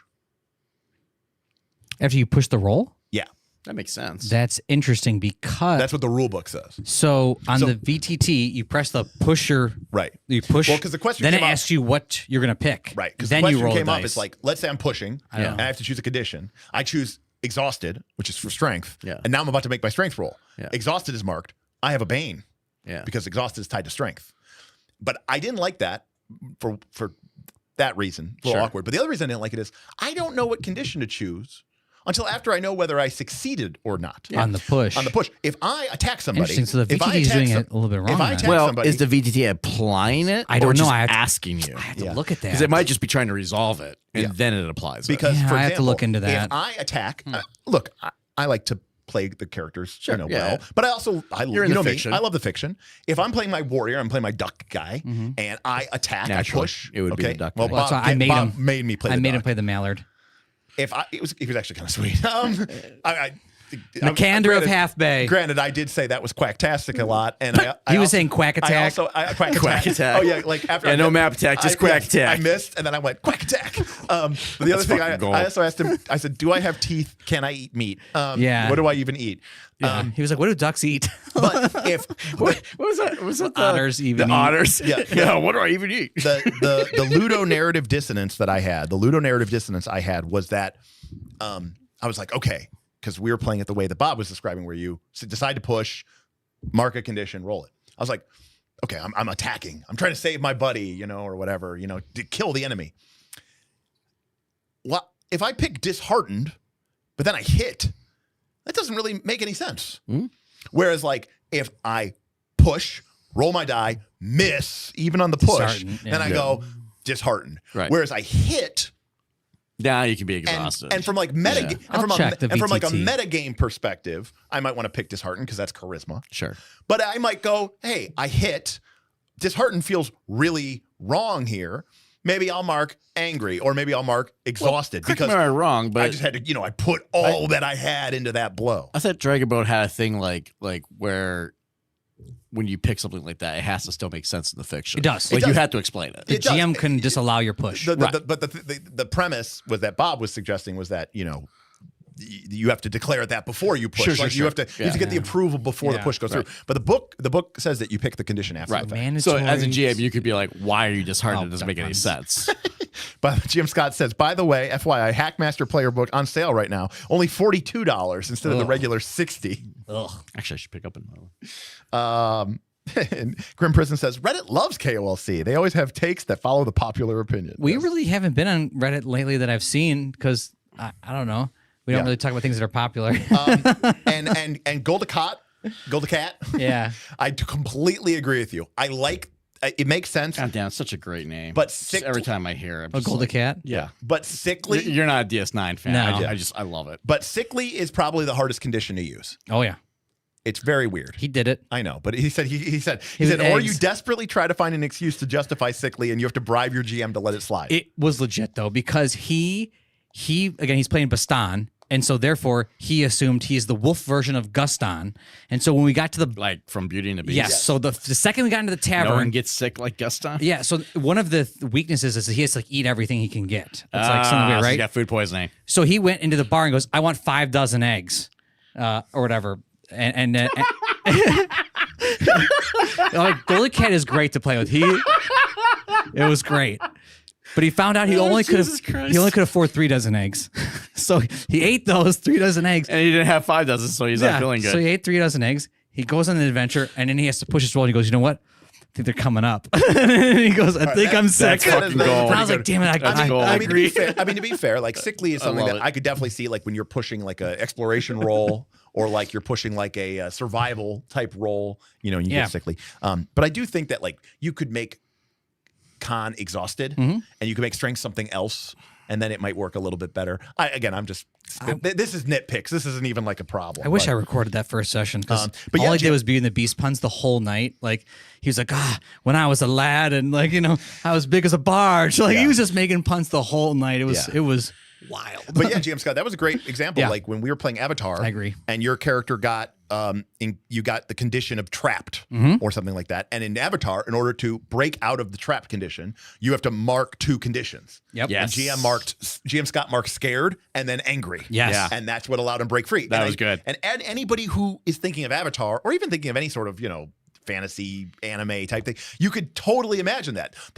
That scene, it would quickly cut into you're trapped underneath the ice. Oh, yeah. You see shadows, but it's dark, and the character has that moment of fear, and then they get pissed, and they scream, and like the ice shatters around them, or like the earth rips it apart. Like it's very flavorful. But and when he was describing it, it felt so. Yeah, he was just felt natural. No, he did a great job describing it. Too. Makes total sense. But again, that's where conditions. I think that's one of the reasons I think people are really enjoying Dragonbane.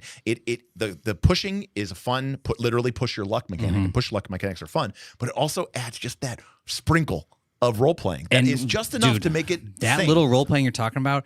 When I've been playing with people that are not maybe the best role players, I am one of them. Ordering me another PHP. Oh gosh, That's is that little push mechanic gives them the one sentence FBT that they've been like trying to do, but it has the mechanical thing. Yeah. It's like, okay, I want to take sick that's not leave. FBT. Why? I know, but they're not used to role playing. Now, obviously, Goldie Cat's different. He role plays pretty well, but it's like all I need is a sentence for if you're like, I don't feel comfortable getting into my character. Like, okay, this is just why is it? Why are you exhausted? Right. Let us all feel why you're exhausted. And by the way, just like Avatar, which has 5 conditions, this game has 6. Dragonbane. So it's not asking you like, tell me how you're feeling. Right. I can only pick from one of these 6 conditions. And that's fine. That the game will resolve around those things. And everyone can relate to that. Have you ever been angry? Yeah. And the thing about it, like I said, is a character, a character tries to push against the door and they fail. All right. To open up the portcullis. You could mark exhausted. You could mark disheartened. You could mark angry. And you're telling us something about your character, which I think is awesome. And that little mechanical choice, I'm surprised it's beautiful. You guys struggle with sicken though. Like, I mean, have you guys ever been hungover? like after a day of drinking, I do physical exertion. If I try to push open a door, I might throw up. One time I had to walk down the stairs, that was rough. What's the agility one? Dazed? Is that right? Dazed, I think, is agility. Why do I want to say it's not right? But and then what's willpower?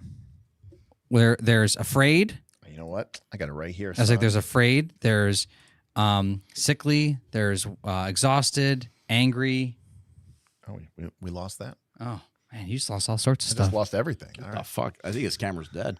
No. This He is said dazed. my laptop. I think. He said dazed. Yeah, Sean says dazed too. Yeah, the conditions are exhausted for strength, sickly for con, dazed for agility, angry for intelligence, scared for will, and disheartened. For willpower, or will whatever it is, and then disheartened for charisma.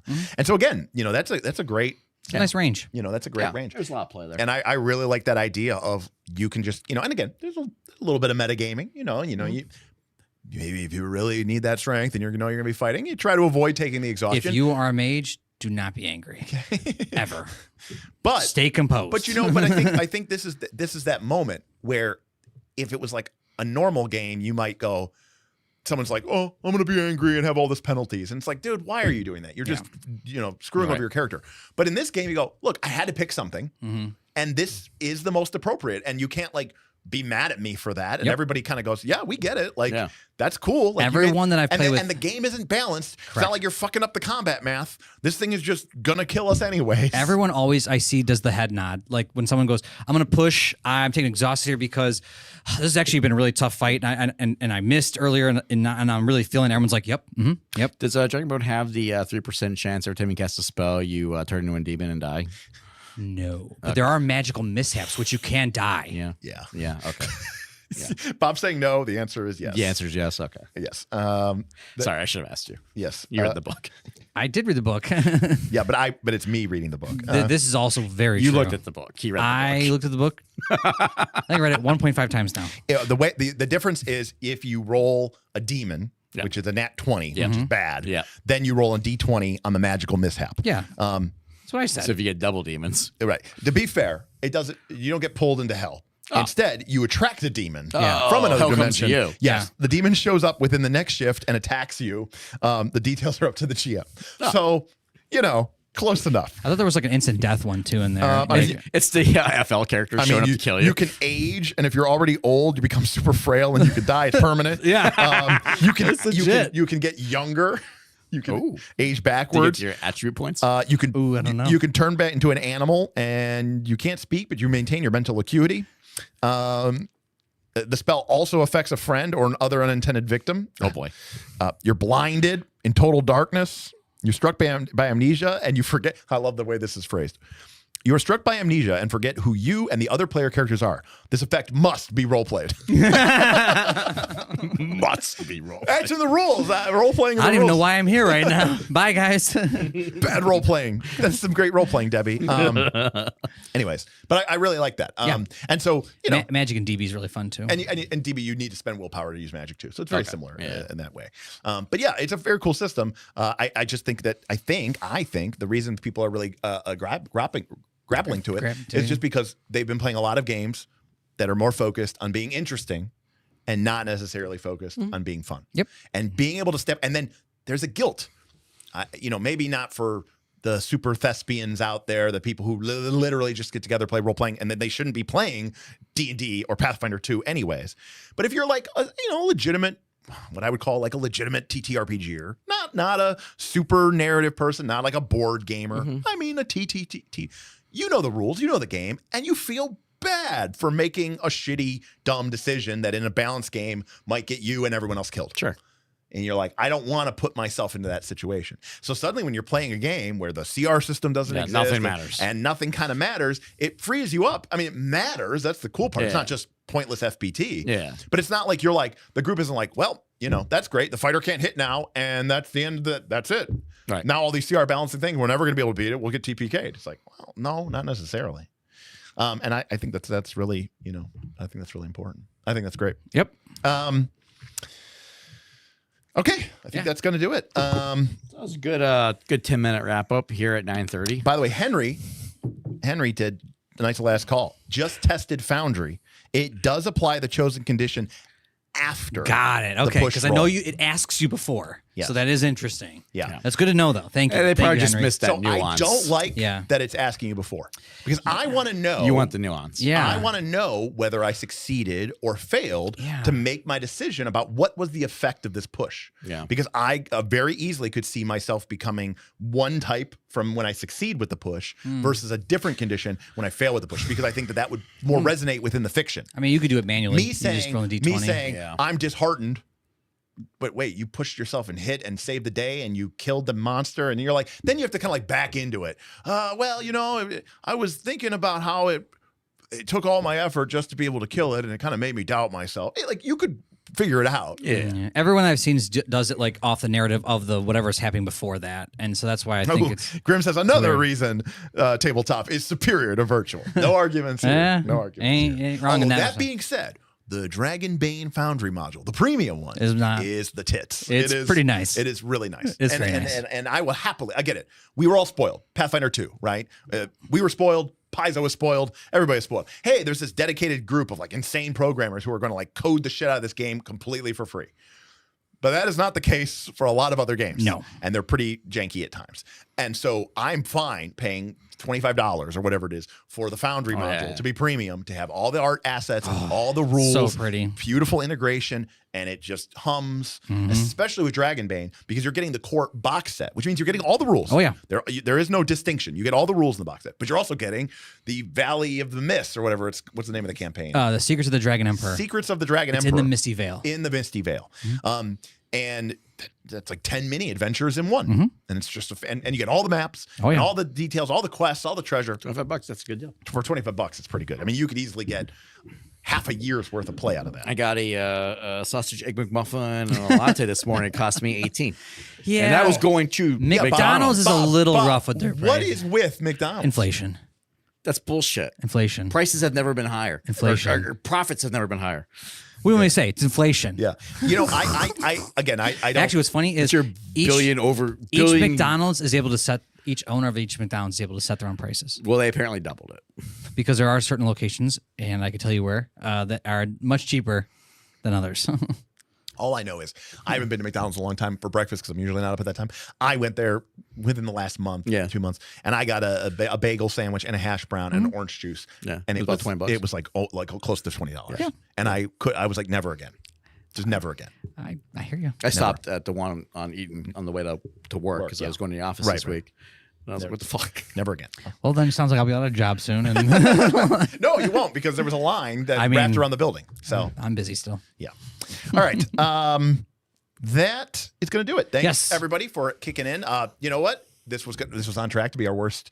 This is almost going to be our worst stream ever. Strike the RPG deep dive still holds that as the worst one. Yep. Thank you for coming in with the tips. That was really awesome. So big shout out to Casey, GM Scott, Henry, Anonymous, Cybersmith, all who supported us. Yeah, thank you so much. And that just means, that just means a ton to us. And of course, to all of our incredible patrons, that's the real MVPs. Obviously, I think everybody tipping tonight is a patron, so it's like double insanity. But it is a great way to support us, and we really appreciate the people doing. We're working hard to try to bring you all this content. Everybody else who gets to watch for free and gets to enjoy the benefits of your largesse, that's great and it's awesome. And I'm glad that if you're enjoying the show, maybe like and comment so that we get a little bit more push. But at the end of the day, we're doing this for our patrons. We listen to our patrons, and the community that we're trying to build is for those patrons. And that's who voted for this stream. Exactly. So that's right. And if you like this stream, it was through a conversation. Yeah, they told us. Patrons, yeah. So, if you like this stream, stay tuned the next week where we talk about movement speeds, 25 feet or 30 feet. I thought we were talking about color font. Well, that's typical. Yeah, win that. Yeah. I have no idea what we're going to be talking about Thursday, but we'll probably throw it up to the the night. Maybe we'll do Marvel Multiverse. You say that every week. I know. It never wins. I put it in the poll, and then I literally last week you had two choices: strike or Marvel. Strike one. It was strike barely one. though. And it was close. It barely won. It was a lot of votes, and Damien was like, "You all are dead to me." Yeah, I voted for Marvel. Damien. Don't you owe him an advanced 5e? Like he says that he paid you for that, and you didn't do that. I don't know. Maybe. I think you're just dodging it. Maybe. You're just trolling him. Maybe. At this point, I'm probably just trolling him. But, anyways. Sorry, Damien, if you're here. He's like, I voted for it. So he's like, strike finally won. I voted for it so many weeks in a row.